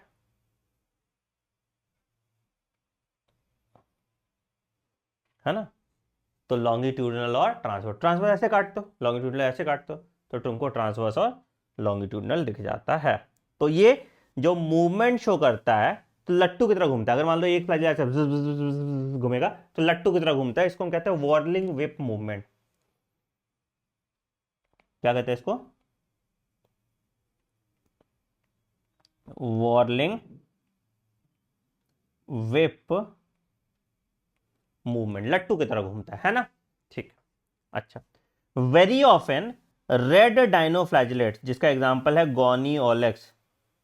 important point, इस पे सवाल आया हुआ है। रेड डाइनोफ्लैजिलेट जिसका एग्जांपल है गॉनी ओलेक्स, क्या, undergo rapid multiplication and make the sea appear red. तो रेड टाइड होता है due to red Gonyaulax. ठीक है, toxin release by such large members में even kill other marine animals और फिशेस। तो जो टॉक्सिन ये रिलीज करता है, वो टॉक्सिन काफी सेक्सी होता है, लाल कलर सेक्सी होता है, तो इसका नाम हमने रख दिया सेक्सी टॉक्सिन। सेक्सी टॉक्सिन, क्या कहते हैं, क्या कहते हैं इसको, हम कहते हैं सेक्सी टॉक्सिन। ठीक है, तो ये डाइनोफ्लैजिलेट्स के बारे में आ गया। तो 5 पॉइंट आया डाइनोफ्लैजिलेट के बारे में, इस 5 पॉइंट को तुम लिख सकते हो। ठीक है, क्या, cell wall stiff cellulose plate का, मोस्टली मेराइन और फोटोसिंथेटिक, दो फ्लैजिला है, एक लॉन्गिट्यूडनल एक transverse, whirling wave movement show करता है। एग्जांपल इसका गॉनी ओलेक्स है, अंडरगो करता है रैपिड मल्टीप्लिकेशन, टॉक्सिन रिलीज करता है, टॉक्सिन का नाम है सेक्सी टॉक्सिन।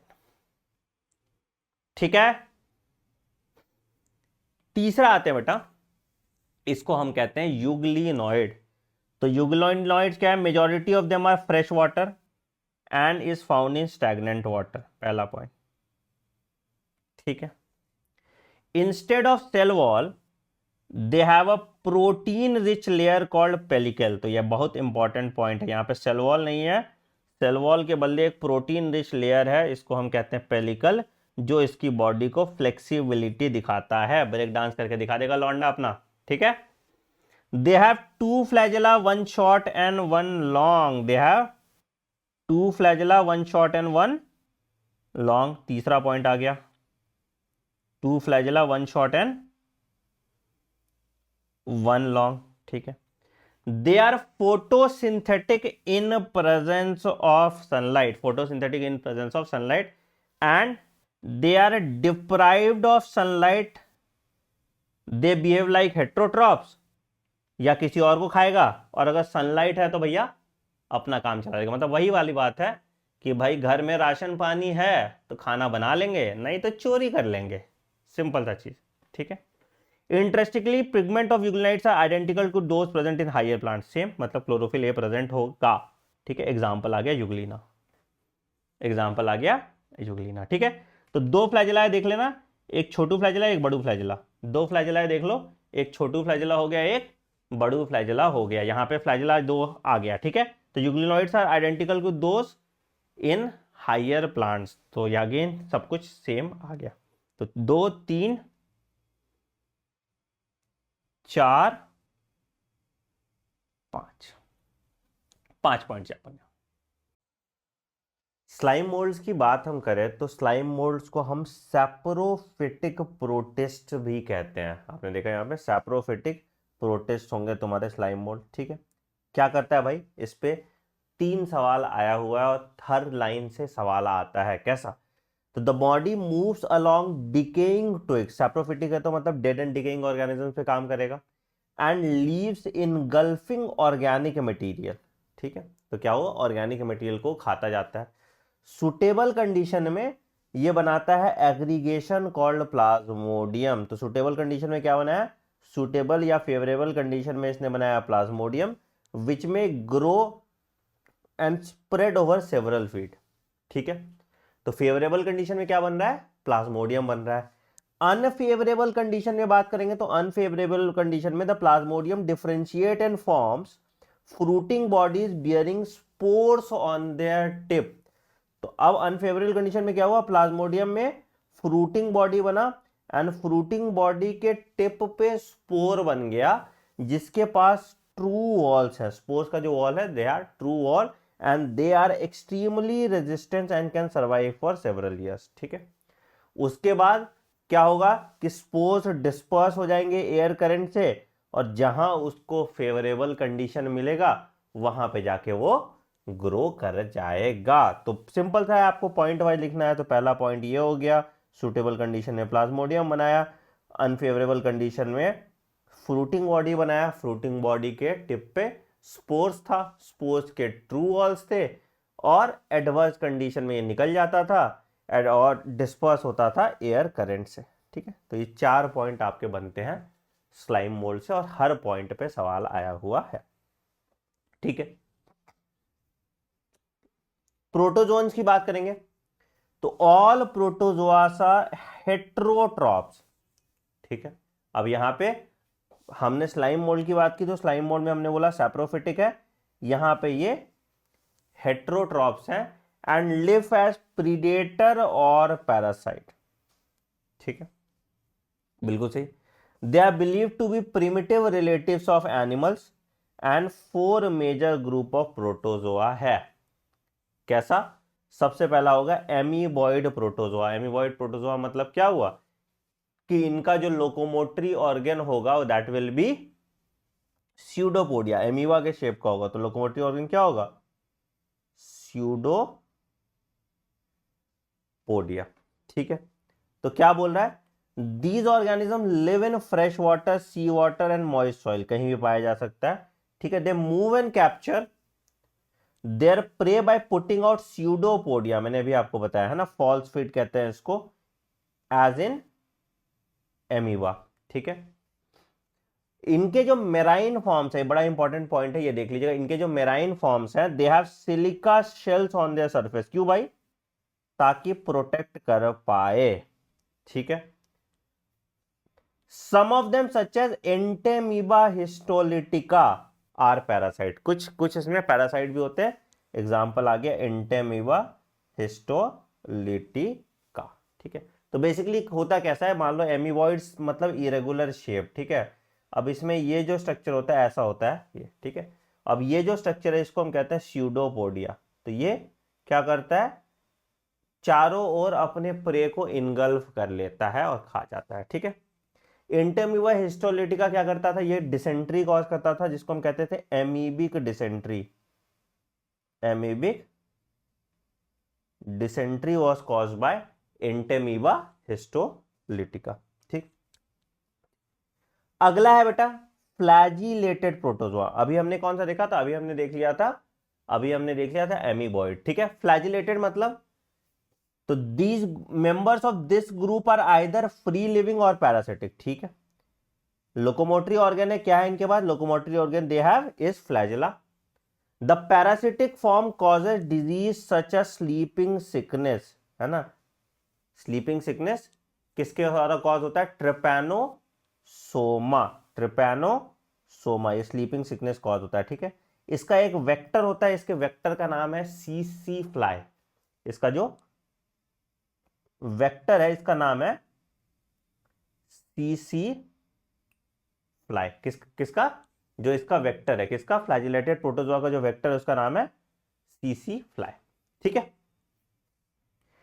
तीसरा आ गया बेटा सीलिएटेड प्रोटोजोआ। सीलिएटेड प्रोटोजोआ क्या होते हैं बेटा, these are aquatic actively moving organisms because of the presence of thousand of cilia. अब जब फ्लैजिला की बात कर रहे हैं तो फ्लैजिला एक या दो फ्लैजिला होगा, ज्यादा फ्लैजिला नहीं होता। बट सीलिया की बात करेंगे तो सीलिया बहुत ज्यादा क्वांटिटी में प्रेजेंट होता है।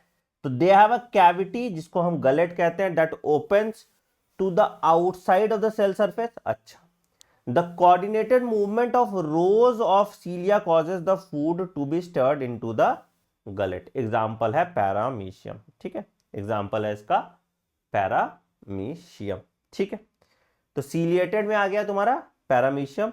इसका जो माउथ है उसको हम कहते हैं गलेट, और क्या होता है कि ये वाटर करंट बनाता है जिससे खाना इसके गलेट में जाके घुस जाता है।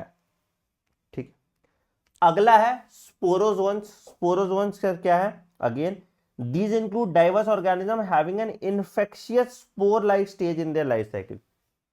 ठीक है, तो the most notorious is Plasmodium. याद है मलेरियल पैरासाइट प्लाज्मोडियम, बात करते थे हम प्लाज्मोडियम मलेरिया की बात करते थे, प्लाज्मोडियम वाइवाइस की बात करते थे, प्लाज्मोडियम फैल्सीफेरम की बात करते थे, है ना। तो द मोस्ट अब notorious is Plasmodium which causes malaria, a disease staggering effect on human population. ठीक है, तो स्पोरोजोन्स में क्या आ गया तुम्हारा प्लाज्मोडियम एग्जाम्पल हो गया। तो एक एक एग्जाम्पल सबका आपको याद रखना है। अगेन मैं याद दिला दूं, एमीबॉइड का एंटेमीबा हिस्टोलिटिका, फ्लैजिलेटेड का ट्रिपैनोसोमा, सीलिएटेड का पैरामीशियम, और स्पोरोजोन का एग्जाम्पल हो गया प्लाज्मोडियम। ठीक है, तो ये आपका खत्म हो गया किंगडम प्रोटिस्टा। अगले किंगडम पे आते हैं, दैट इज किंगडम फंगाई। ठीक है, fungi constitute a unique kingdom of heterotrophic organisms. ठीक है,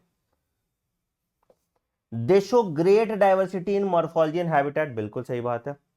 they can be seen on a moist bread and rotten fruits, कहीं पे भी दिख जाएगा आपको। ठीक है, common mushroom you eat and toadstool are also fungi. ठीक है, white spot seen on mustard leaves are due to a parasitic fungus. ठीक है, तो जो मस्टर्ड लीफ पे आपको व्हाइट स्पॉट दिख रहा है, it is also due to a parasitic fungus. Some unicellular fungi example yeast is use to make bread and beer, है ना। हमने बात किया था सेक्चेरोमाइसिस सर्विस, है ना। ठीक है, other fungi can cause disease in plants and animals.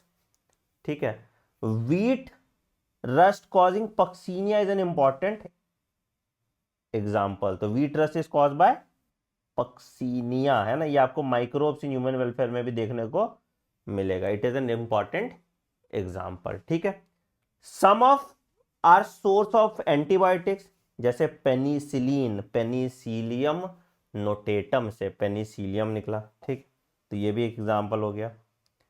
ठीक है, फंगाई आर कॉस्मोपोलिटियन, मतलब कहीं पे ही पाया जाएगा, एयर पे, हवा में पाया जा सकता है, वाटर में पाया जा सकता है, सॉइल में पाया जा सकता है, दूसरे एनिमल पे पाया जा सकता है, या दूसरे प्लांट पे पाया जा सकता है, मतलब कहीं भी आपको देखने को फंगाई मिल जाएगा। ठीक है, कैसे रीजन में ग्रो करते हैं? They prefer to grow in warm and humid places, they prefer to grow in warm and humid places. ठीक है, they prefer to grow in warm and humid places. ठीक, अच्छा, have you ever wondered why we keep fridge in the refrigerator? Yes, it is to prevent food from going bad due to bacterial और fungal infection. तो अगर गर्म जगह रहेगा, moist जगह रहेगा, तो खाना खराब हो जाएगा, इसलिए हम उसको फ्रिज में रखते हैं। फ्रिज में टेम्परेचर बहुत कम होता है, तो बैक्टीरियल और फंगल ग्रोथ नहीं हो पाता है।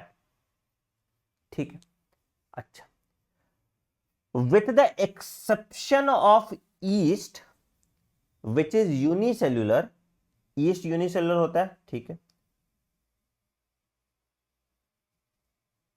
क्या बोल रहा है? Fungi are filamentous. तो नॉर्मली फंगाई क्या होते हैं?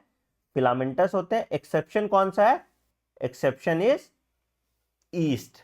ठीक है, their body consist of a long slender thread like structure called hyphae. तो एक पॉइंट समझो, बॉडी क्या चीज का बना होता है? Long slender thread like structure called hyphae. इस हाइफे के नेटवर्क को हम माइसीलियम कहते हैं। समझो, अभी दिखाता हूं मैं डायग्राम। तो सपोज मान लो कि कोई भी फंगाई है। ठीक है, अब मान लो कि हम राइजोपस का डायग्राम बना दें, तो कुछ ऐसा है। तो यहां से एक थ्रेड लाइट निकला, यहां से एक थ्रेड लाइट निकला। ठीक है, और ऐसा कुछ। ठीक है, तो ये वाला जो स्ट्रक्चर है, इसको हम कहेंगे माइसीलियम, जो नेटवर्क को हाइफे बना रहा है। ठीक है, और ये जो है, इसको हम कहेंगे हाइफे। ठीक है, तो हाइफे और माइसीलियम का डिफरेंस समझ में आ गया। तो दो thread like structure, long slender thread like structure on the body of fungi is called hyphae, और हाइफे का अगर नेटवर्क है तो उसको हम कहते हैं माइसीलियम। ठीक है, some hyphae are continuous tubes filled with multinucleate cytoplasm. तो कुछ हाइफे में क्या है? बंटवारा नहीं किया हुआ है, तो they have multi nucleate cytoplasm. इस तरह के हाइफे को हम सीनोसिटिक हाइफे कहते हैं। सीनोसिटिक हाइफे कहते हैं। तो अगर हाइफे के वॉल में बंटवारा नहीं किया गया है, तो इस तरह के हाइफे को हम सीनोसिटिक हाइफे कहते हैं। अदर्स हैव सेप्टेट और cross walls in the hyphae. मतलब अगर देखो, सिंपल सा चीज, अगर मान लो कोई हाइफे है, इसका बंटवारा नहीं किया है, तो सीनोसिटिक हाइफे। और अगर इसमें बंटवारा कर दिया गया है, तो तुम्हारा ये वाला जो हो जाएगा, इसको हम सेप्टेट कह देंगे। ठीक है, cell wall of fungi is compose of chitin and polysaccharide. आपको पता है फंगाई का सेल वॉल क्या चीज का बना होता था? फंगल सेल वॉल बना होता था काइटिन का, which is a homopolymer of N glucosamine. ठीक,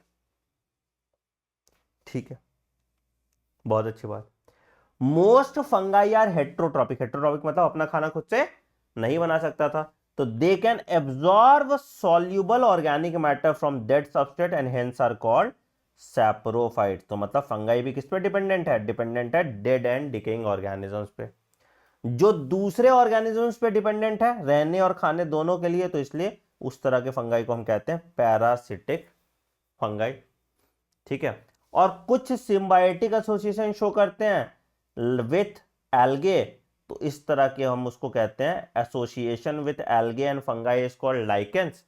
ठीक है, जिसमें फंगाई क्या करेगा? वाटर एब्जॉर्प्शन का, मिनरल एब्जॉर्प्शन का काम करेगा, और एल्गे क्या करेगा? एल्गे खाना बनाएगा। ठीक है, अच्छा, अब ये रूट ऑफ हायर प्लांट के साथ भी एसोसिएट हो जाते हैं, तो इनको हम कहते हैं माइकोराइजल एसोसिएशन। तो दो सिम्बायोटिक एसोसिएशन है।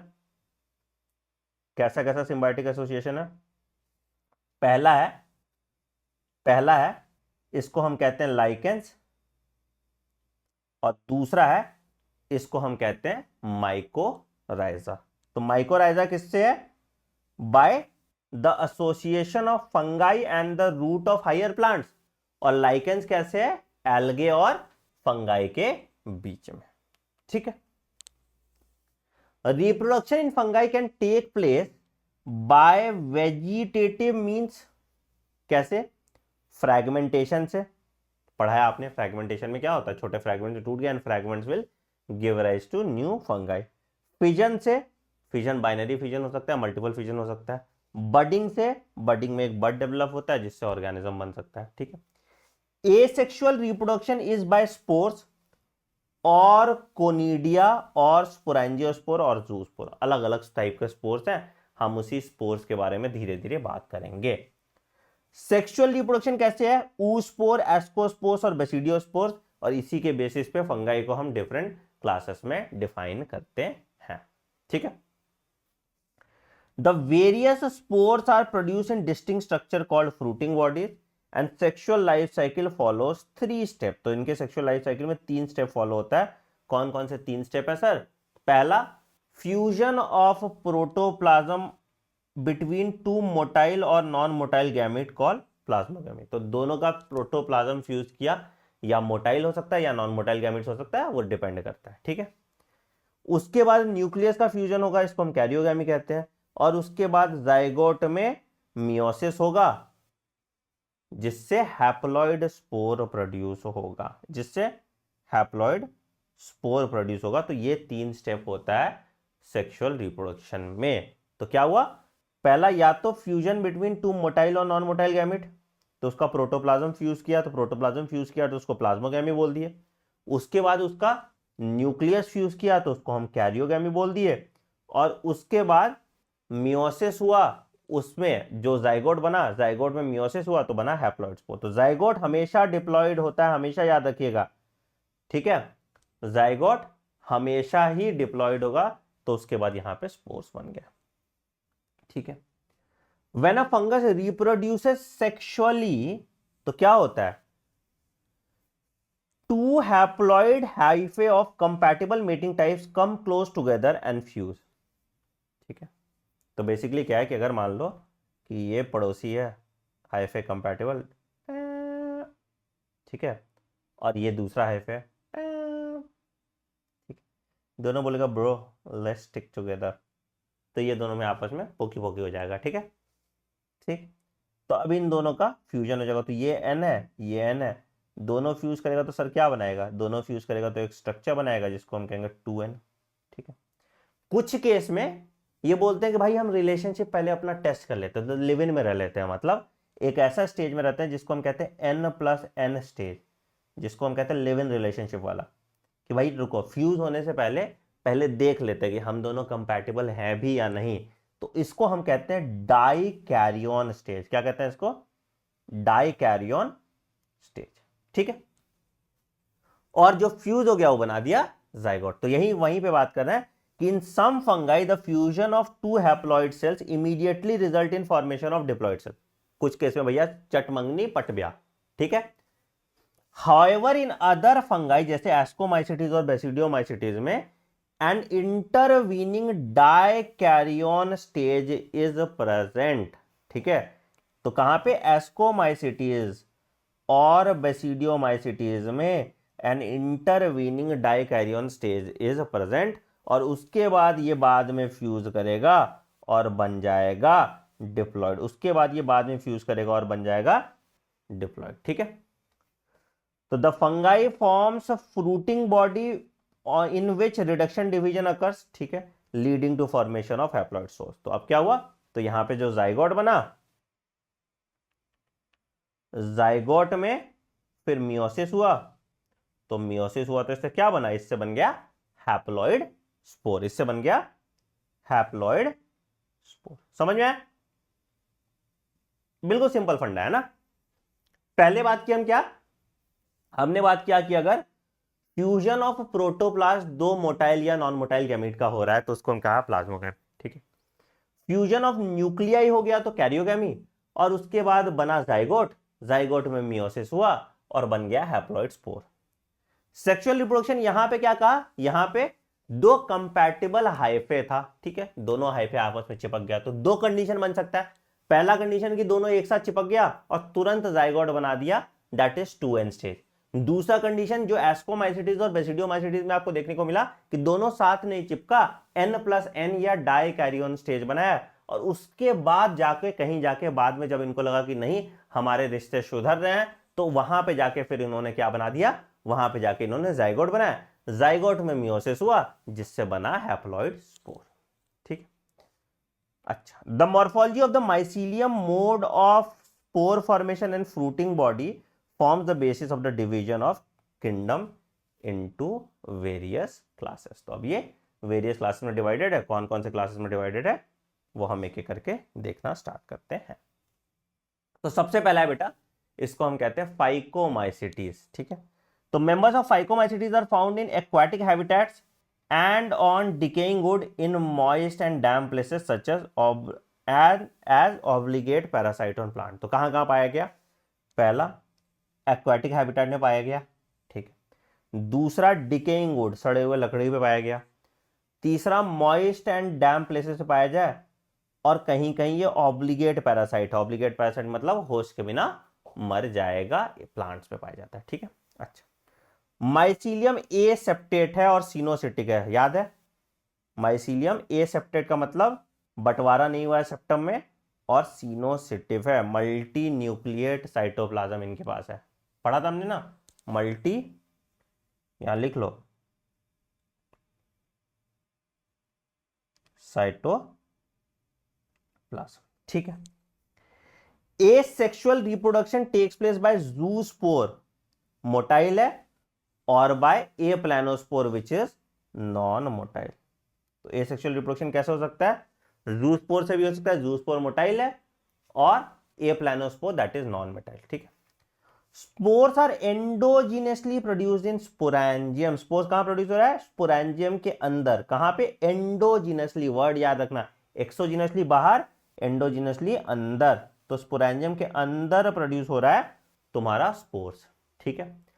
A zygospore is formation of fusion of two gametes। ठीक है।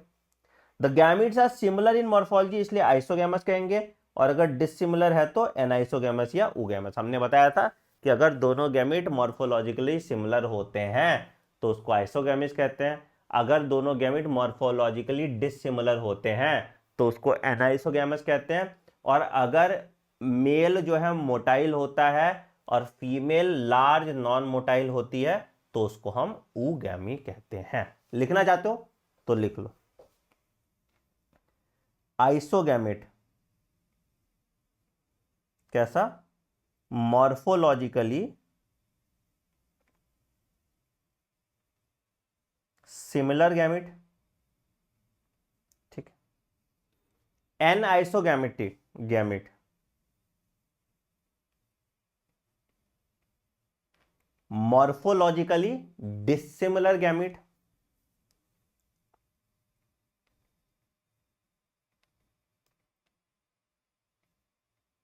ठीक है। और तीसरा ऊगैमी। ऊगैमी में क्या हुआ बेटा? ऊगैमी में क्या हुआ? ऊगैमी की अगर हमने बात किया तो यहां पे large non motile female gamete,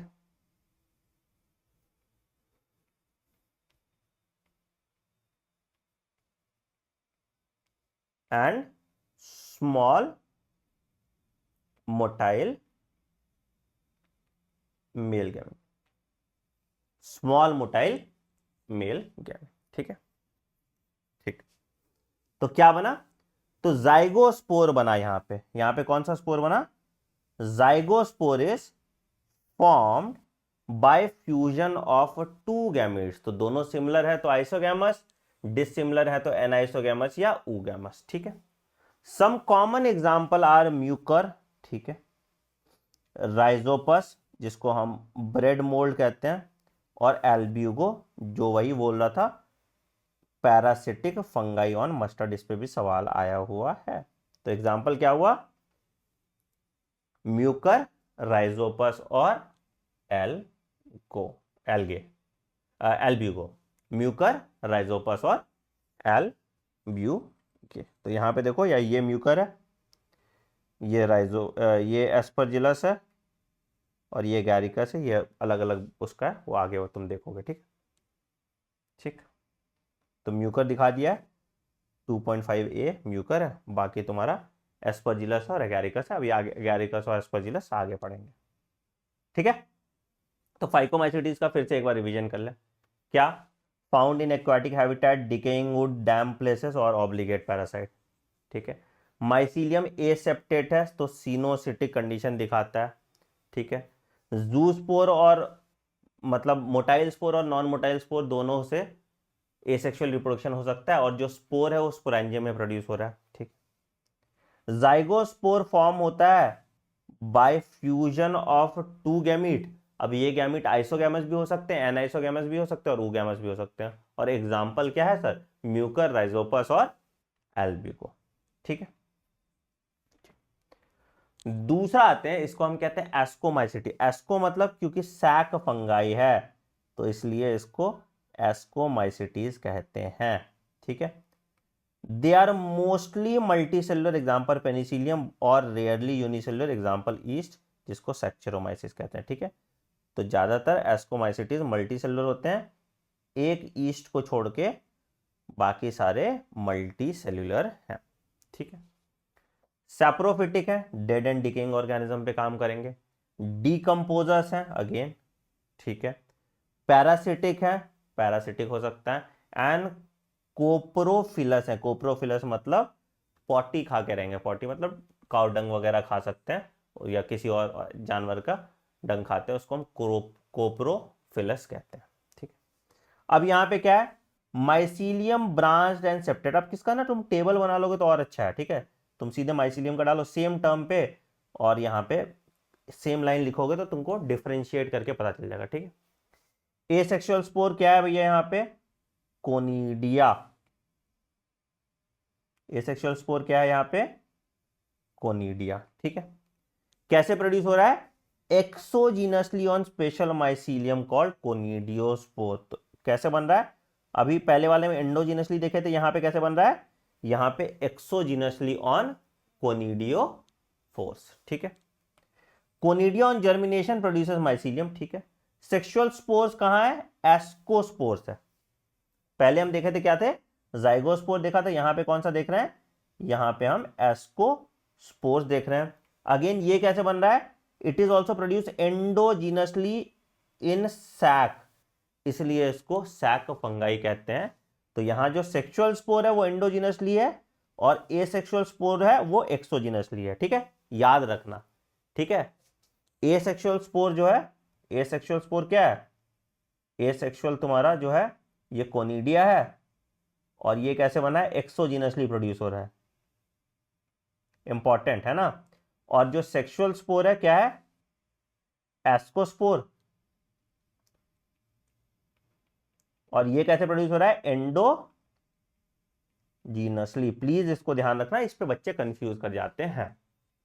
ठीक है, फ्रूटिंग बॉडी बनाया, फ्रूटिंग बॉडी बनेगा तो उसको हम एस्को कार्प्स कहेंगे, फ्रूटिंग बॉडी बनेगा तो उसको हम एस्को कार्प्स कहेंगे। एग्जांपल में एस्परजिलस आ गया। ठीक है, क्लेविसेप्स आ गया और न्यूरोस्पोरा आ गया। न्यूरोस्पोरा को हम ड्रोसोफिला ऑफ प्लांट किंगडम भी कहते हैं। ठीक है, अच्छा और क्या है? मोरल्स एंड ट्रफल्स है। मोरल्स एंड ट्रफल क्या होता है sir? Morel and truffles are edible and are considered as delicacies, है ना। तुम देखोगे ट्रफल केक होता है ना, तो ये खाया जाता है। Morels and truffles are edibles and are considered as delicacies. तो अगर तुम एस्कोमाइसिटीज और फाइकोमाइसिटीज के टेबल बना दोगे और कॉमन कैरेक्टरिस्टिक्स करके बना के देखोगे तो तुम्हारा बड़ा आसानी से तुमको याद करने में आसान हो जाएगा। 2-3 बार देखोगे तो अपने आप तुमको याद हो जाएगा। ठीक है, अगला होता है बेटा, उसको हम कहते हैं बेसिडियोमाइसिटीज। तो commonly known as basidiomycetes are mushrooms, bracket fungi and puff ball. Example क्या हो गया? मशरूम्स हो गया, ब्रैकेट फंगाई हो गया और पफ बॉल्स। ठीक ठीक, grow in soils on logs and tree stump in the living plant body as parasite as rust and smut. तो पेड़ उड़ पे भी उगता है और पैरासाइट के फॉर्म में भी आता है। यहां भी माइसीलियम कैसा है? Branched and septate. सिर्फ पहले केस में तुम्हारा एसेप्टेड सिनोसिटिक था, इस केस में ब्रांच्ड और सेप्टेड है। ठीक है, यहां पे sexual asexual spore is not found. तो यहां देख लो, वेरी इंपॉर्टेंट पॉइंट, यहां पे तुम्हारा एसेक्सुअल स्पोर नहीं पाया जाता और वेजिटेटिव रिप्रोडक्शन होता है फ्रैगमेंटेशन से। तो दोनों पॉइंट इंपॉर्टेंट है। तो asexual spore is absent in basidiomycetes, asexual spore is absent in basidiomycetes. Sexual spore present होता है, सेक्सुअल स्पोर जो आपका बेसिडियोस्पोर होगा और जो फ्रूटिंग बॉडी बनाएगा वो बेसिडियोकार्प बनाएगा, ठीक है। बट यहाँ पे वेजिटेटिव रिप्रोडक्शन होता है by the help of fragmentation, यहाँ पे वेजिटेटिव रिप्रोडक्शन होता है by the help of fragmentation, ठीक है। Sex organs are absent but plasmogamy is brought by fusion of two vegetative और somatic cells of different strains of genotype, जो हमने बताया था कि 2 सोमैटिक सेल फ्यूज किया, ठीक है, और ये रिजल्टेंट जो बनाया ये बनाया डाइकैरियोन स्टेज, जैसे अभी आपको बताया था N+N स्टेज, है ना, स्टेज, ठीक है। इससे अल्टीमेटली बना बेसिडियम, ठीक है। बेसिडियम में मियोसिस हुआ तो बना बेसिडियोस्पोर्स, ठीक है। बेसिडियोस्पोर कैसे बना? बेसिडियोस्पोर एक्सोजीनसली बना है बेसिडियम पे, पिछले वाले में एंडोजीनसली देखे थे, यहां पे एक्सोजीनसली ऑन बेसिडियम, ठीक है। Basidium are arrange in fruiting body called basidiocarp, तो जो फ्रूटिंग बॉडी है उसको हम कहते हैं बेसिडियोकार्प। एंड इसका एग्जांपल देख लो क्या, एगैरिकस मशरूम जो हो गया आपका, यूस्टिलैगोस्मट हो गया और पक्सीनिया रस्ट फंगस जो वीट पे पाया जाता था, है ना, ठीक है, ठीक है, ठीक है। तो पहला पॉइंट क्या है इसमें देखो, mushroom bracket fungi puff ball हो गया, ठीक है। माइसीलियम ब्रांच और सेप्टेट है, एसेक्सुअल स्पोर नहीं जाया जाता बट वेजिटेटिव रिप्रोडक्शन होता है by the help of fragmentation. Sex organ absent है बट प्लाज्मोगेमी हो जाता है बाय फ्यूजन ऑफ 2 हाइफे, ठीक है, जिससे बनता है N+N स्टेज, ठीक है, जो बाद में फ्यूज कर जाएगा और बनाएगा बेसिडियम। बेसिडियम में मियोसिस होता है तो इससे बनता है बेसिडियोस्पोर्स। बेसिडियोस्पोर कैसे बन रहा है? एक्सोजीनसली बन रहा है, और ये जो फ्रूटिंग बॉडी देगा that is called basidiocarp. Example हो गया एगैरिकस, यूस्टिलैगो और पक्सीनिया, ठीक है। अगला आते हैं ड्यूटेरोमाइसिटिस, इसको हम कहते हैं इम्परफेक्ट फंगाई। क्या कहते हैं इसको? इसको हम कहते हैं इम्परफेक्ट फंगाई, ठीक है। क्यों? क्योंकि यहां पे सिर्फ एसेक्सुअल स्टेज ही पाया जाता है, ठीक है। सेक्सुअल स्टेज इसका जब पता चलेगा तो फिर इसको उसी हिसाब से बाद में डाल दिया जाएगा किसी दूसरे क्लास में। तो इसका सिर्फ एसेक्सुअल स्टेज पाया जाता है, इसलिए इसको हम कहते हैं इम्परफेक्ट फंगाई, ठीक है।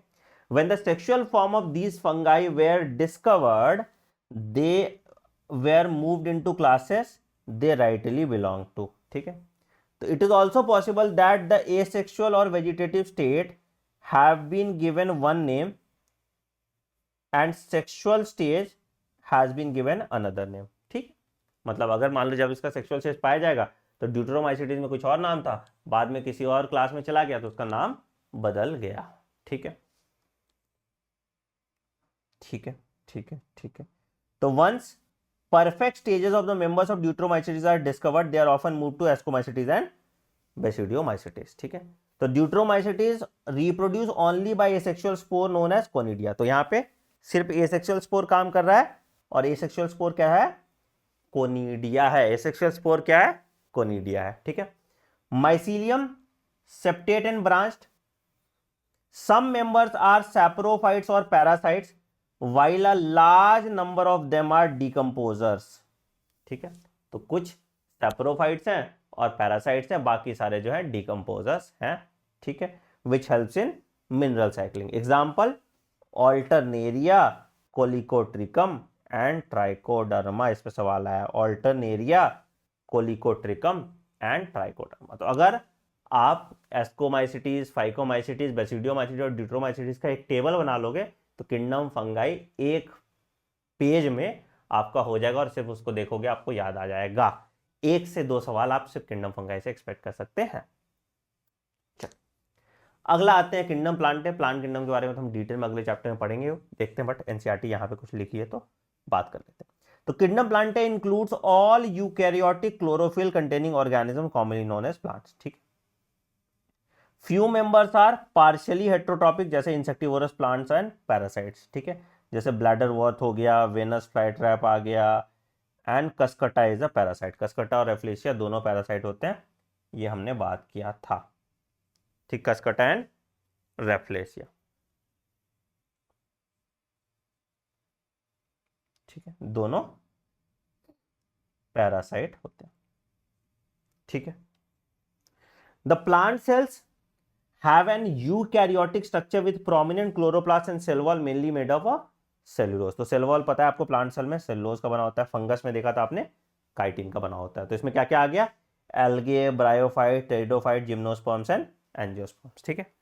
Life cycle of plant has two distinct phases, एक diploid sporophytic and haploid gametophytic stage. Sporophytic alternation of generation में अभी हम डिटेल में इसको पढ़ेंगे, तो अगले चैप्टर में हम ऑल्टरेशन ऑफ जनरेशन पढ़ेंगे, तो सबका लाइफ साइकिल हम पढ़ने वाले हैं, ठीक है। एनिमिलिया की बात करेंगे तो kingdom is characterized by heterotrophic eukaryotic organism that are multicellular and lack cell wall. तो एनिमल में आपको पता है सेल वॉल एब्सेंट होते हैं। दे डायरेक्टली और indirectly depend on plant for food, है ना, मोड ऑफ न्यूट्रिशन हेट्रोट्रॉपिक है, ठीक है। They digest their food in an internal cavity और store food reserves as glycogen और फैट, ठीक है, रिजर्व फूड ग्लाइकोजन और फैट के साथ स्टोर करते हैं। मोड ऑफ न्यूट्रिशन क्या है बेटा, होलोजोइक, मतलब इंजेक्शन ऑफ फूड करते हैं। मैंने आपको बताया था हेट्रोट्रॉप में 3 तरह का मोड ऑफ न्यूट्रिशन दिखाया था मैंने शुरू में ही। एक तुम्हारा क्या बताया था, एक मैंने बताया था, एक तुम्हारा बताया था मैंने होलोजोइक, सैप्रोफिटिक और पैरासिटिक, ठीक। They follow a definite growth pattern, ठीक है, growth into adult in definite shape and size, ठीक है। इलेबोरेट सेंसरी और न्यूरोमोटर मैकेनिज्म होते हैं, most of them are capable of locomotion. Sexual reproduction is by copulation of male and female followed by embryonic development. तो इस पे भी हम बात करेंगे चैप्टर 4 में, तो इसको भी डिटेल में देखने की जरूरत नहीं महसूस होती है। अगला आते हैं वायरस, वायरॉइड्स, प्रायोन्स और लाइकन। हर बार इस पे एक सवाल तो आया ही है, तो this is the most important part of your chapter, तो इसको ध्यान से पढ़ेंगे हम, है ना। तो क्या भैया, viruses, viroids, prions and lichens, ठीक है। In the 5 kingdom classification of Whittaker there is no mention of lichens and some acellular organisms like virus, viroids and prions, ठीक है। अच्छा, मतलब एसेलुलर इनका किसी 5 किंगडम क्लासिफिकेशन में कहीं पे भी प्लेस नहीं है, ठीक है, ठीक है। तो all of us have suffered from ill effects of common cold, रोज ही होता है मुझे। Know what effect viruses can have on us even if we do not associate it with our condition. Viruses did not find a place in classification since they are not considered as truly living, है ना। It is the connecting link between living and non-living things, ठीक है। तो the viruses are non-cellular organisms that are characterized by having an inert crystalline structure outside the living stage. तो living stage के बाहर, अगर मान लो कि लिविंग सेल के बाहर है, तो वो इनर्ट फॉर्म में प्रेजेंट होगा। तो viruses are non cellular organisms that are characterized by having an inert crystalline structure outside the living cell, है ना। लिविंग सेल के बाहर वो जिंदा नहीं रह सकता है, लिविंग सेल के अंदर ही रहेगा। तो मतलब इनको हम ऑब्लिगेट पैरासाइट कहेंगे। They are obligate parasite, outside the body it is inert, outside the body ये कुछ नहीं कर सकता है, ठीक है। ये 2 तरह का वायरस अभी बात करेंगे, ये वाला टीएमवी है, ये वाला बैक्टीरियोफेज है, इस पे बात करेंगे अभी, ठीक है। Once they infect a cell they can take over the machinery of host cell to replicate themselves killing the host, ठीक है। तो would you consider virus as living और नॉन लिविंग? तो भाई बीच में है ना, आउटसाइड द बॉडी एसेल्युलर है, अंदर बॉडी जिंदा बच जाता है, अंडर बॉडी पे फिर ये काम करता है, ठीक है। वायरसेस मीन वेनम और poisonous fluid. DJ Ivanowsky, Dmitri Ivanowsky recognise certain microbes as causal organisms of mosaic disease of tobacco, ठीक है। तो टीएमवी डिस्कवर किया था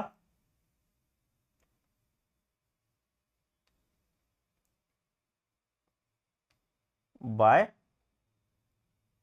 डीजे इवेनॉस्की, ठीक है।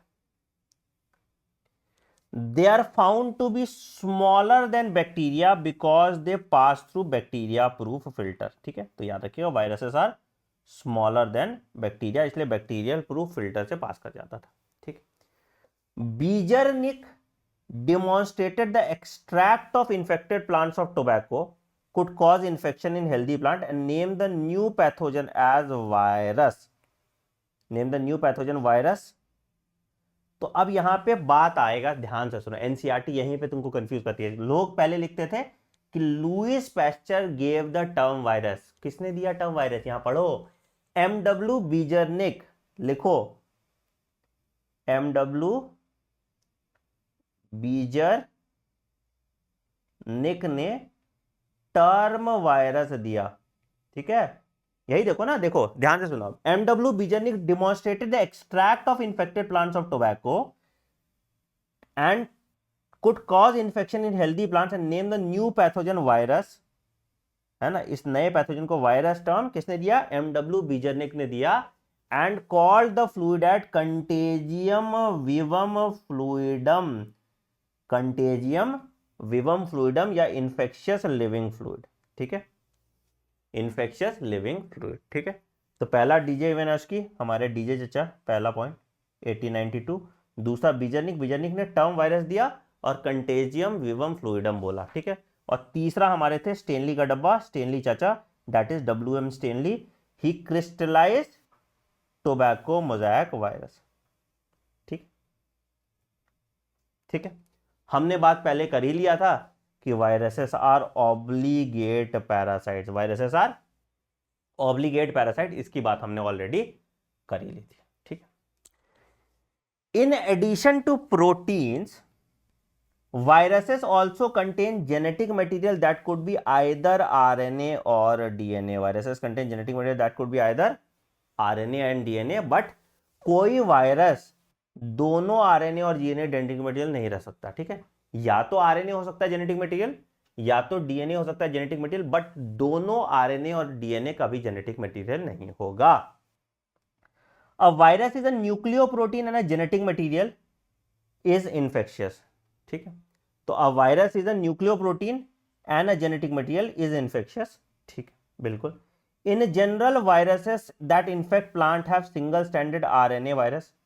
तो प्लांट वायरस में देखो, प्लांट वायरस में सिंगल स्टैंडर्ड RNA होता है, और एनिमल वायरस में आइदर सिंगल और डबल स्टैंडर्ड RNA और डबल स्टैंडर्ड DNA होता है, आइदर सिंगल और डबल स्टैंडर्ड RNA और डबल स्टैंडर्ड DNA होता है, ठीक है। इसका एक एक्सेप्शन लिख लेना, इसमें एक वायरस होता है जिसको हम कहते हैं कॉलीफ्लावर मोज़ेक वायरस है। PYQ में आया हुआ है, इसलिए मैं लिखवा देता हूं, ठीक है। कॉलीफ्लावर मोज़ेक वायरस, तो इसमें डबल स्टैंडर्ड DNA होता है जेनेटिक मटेरियल। तो प्लांट वायरस है, बट इसमें जो जेनेटिक मटेरियल है that is double standard DNA, ठीक है। बैक्टीरियल वायरसेस और bacteriophage are usually double standard DNA virus. तो बैक्टीरियोफेज मेरा जो है डबल स्टैंडर्ड DNA होता है, क्यूबी फेज में तुम्हारा RNA होता है, ठीक है। Protein coat is called capsid which is made up of subunit called capsomeres, ठीक है। तो न्यूक्लियर प्रोटीन की बात की है, तो न्यूक्लियर प्रोटीन में क्या क्या गया? न्यूक्लियस में आ गया जेनेटिक मटेरियल। जेनेटिक मटेरियल कैसा होता है? जेनेटिक मटेरियल या तो DNA हो सकता है या RNA हो सकता है। प्लांट में जनरली सिंगल स्टैंडर्ड RNA होता है, और एनिमल्स में या सिंगल स्टैंडर्ड या डबल स्टैंडर्ड RNA होगा या डबल स्टैंडर्ड DNA होगा, ठीक है। प्रोटीन कोड जो है उसको हम कैस्पिड कहते हैं। कैस्पिड के सब यूनिट जो है उसको हम कैप्सोमर्स कहते हैं, that protect the nucleic acid, ठीक है। These capsomeres are arrange in helical और पॉलीहेड्रल ज्योमेट्रिक फॉर्म्स, ठीक है। Viruses cause disease like mumps, ठीक है, स्मॉल पॉक्स, ठीक है, हर्पीज, ठीक है, इन्फ्लुएंजा, ठीक है। तो इन्फ्लुएंजा वायरस से, हर्पीज सिंप्लेक्स आ गया तुम्हारा, HPV वायरस से तुम्हारा, फिर स्मॉल पॉक्स वायरस हो गया, और मम्स भी आ गया, ठीक है। AIDS in humans is also cause by a virus, जिसको हम HIV वायरस कहते हैं, ह्यूमन इम्यूनो डिफिशियंसी वायरस, ठीक है। In plant symptoms can be Mosaic formation, leaf rolling, curling, yellowing and when clearing, dwarfing and sudden growth. ये भी virus की वजह से होता है। ठीक है, तो ये वाला जो वायरस है देखो, ये टीएमवी है। जेनेटिक मटेरियल क्या है इसका? Single standard RNA. ये बैक्टीरियोफेज है।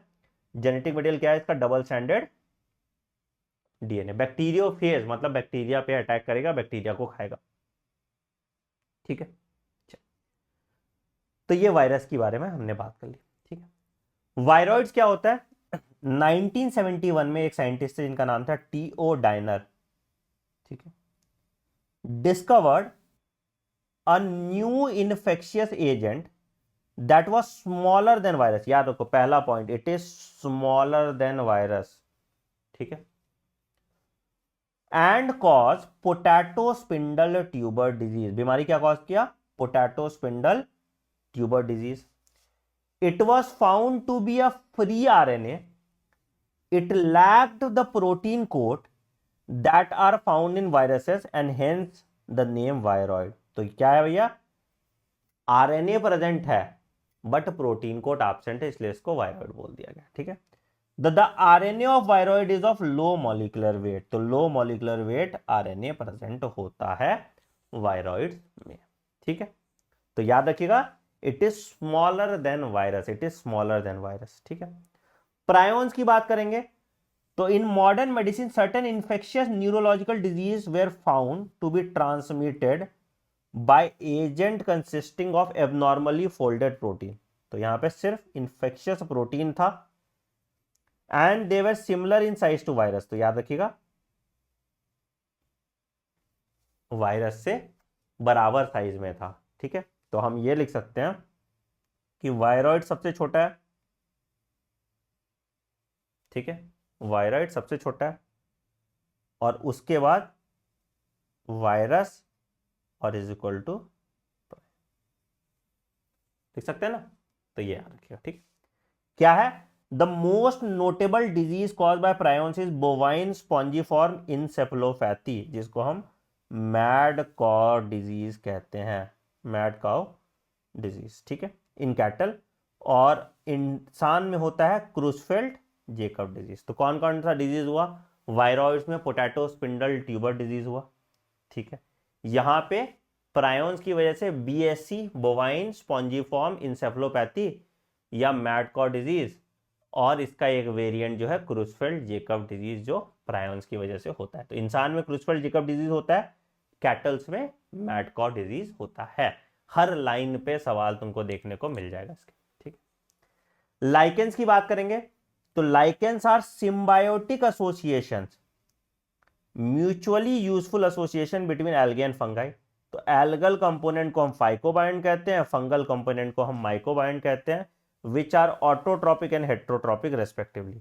तो एल्गे खाना प्रोड्यूस किया, फंगाई शेल्टर और मिनरल एब्जॉर्प्शन में हेल्प किया, और इस क्लोज एसोसिएशन को हम लाइकेंस कहते हैं। याद रखिएगा lichens are very good pollution indicator, मतलब they can not grow in polluted area, मतलब they can not grow in SO2 medium. तो अगर मान लो सल्फर डाइऑक्साइड के मीडियम में दे फेल टू ग्रो, तो they are good pollution indicator. तो जहां पॉल्यूशन होगा वहां पे आपको लाइकेंस देखने को नहीं मिलेगा। तो हमने इस चैप्टर का द एंड कर दिया। अब आप जाइए इसके PYQ और एग्जाम्पलर को सॉल्व कीजिए और मजे कीजिए। इसके बियॉन्ड आपका एक भी सवाल नीट में नहीं आएगा। All the best.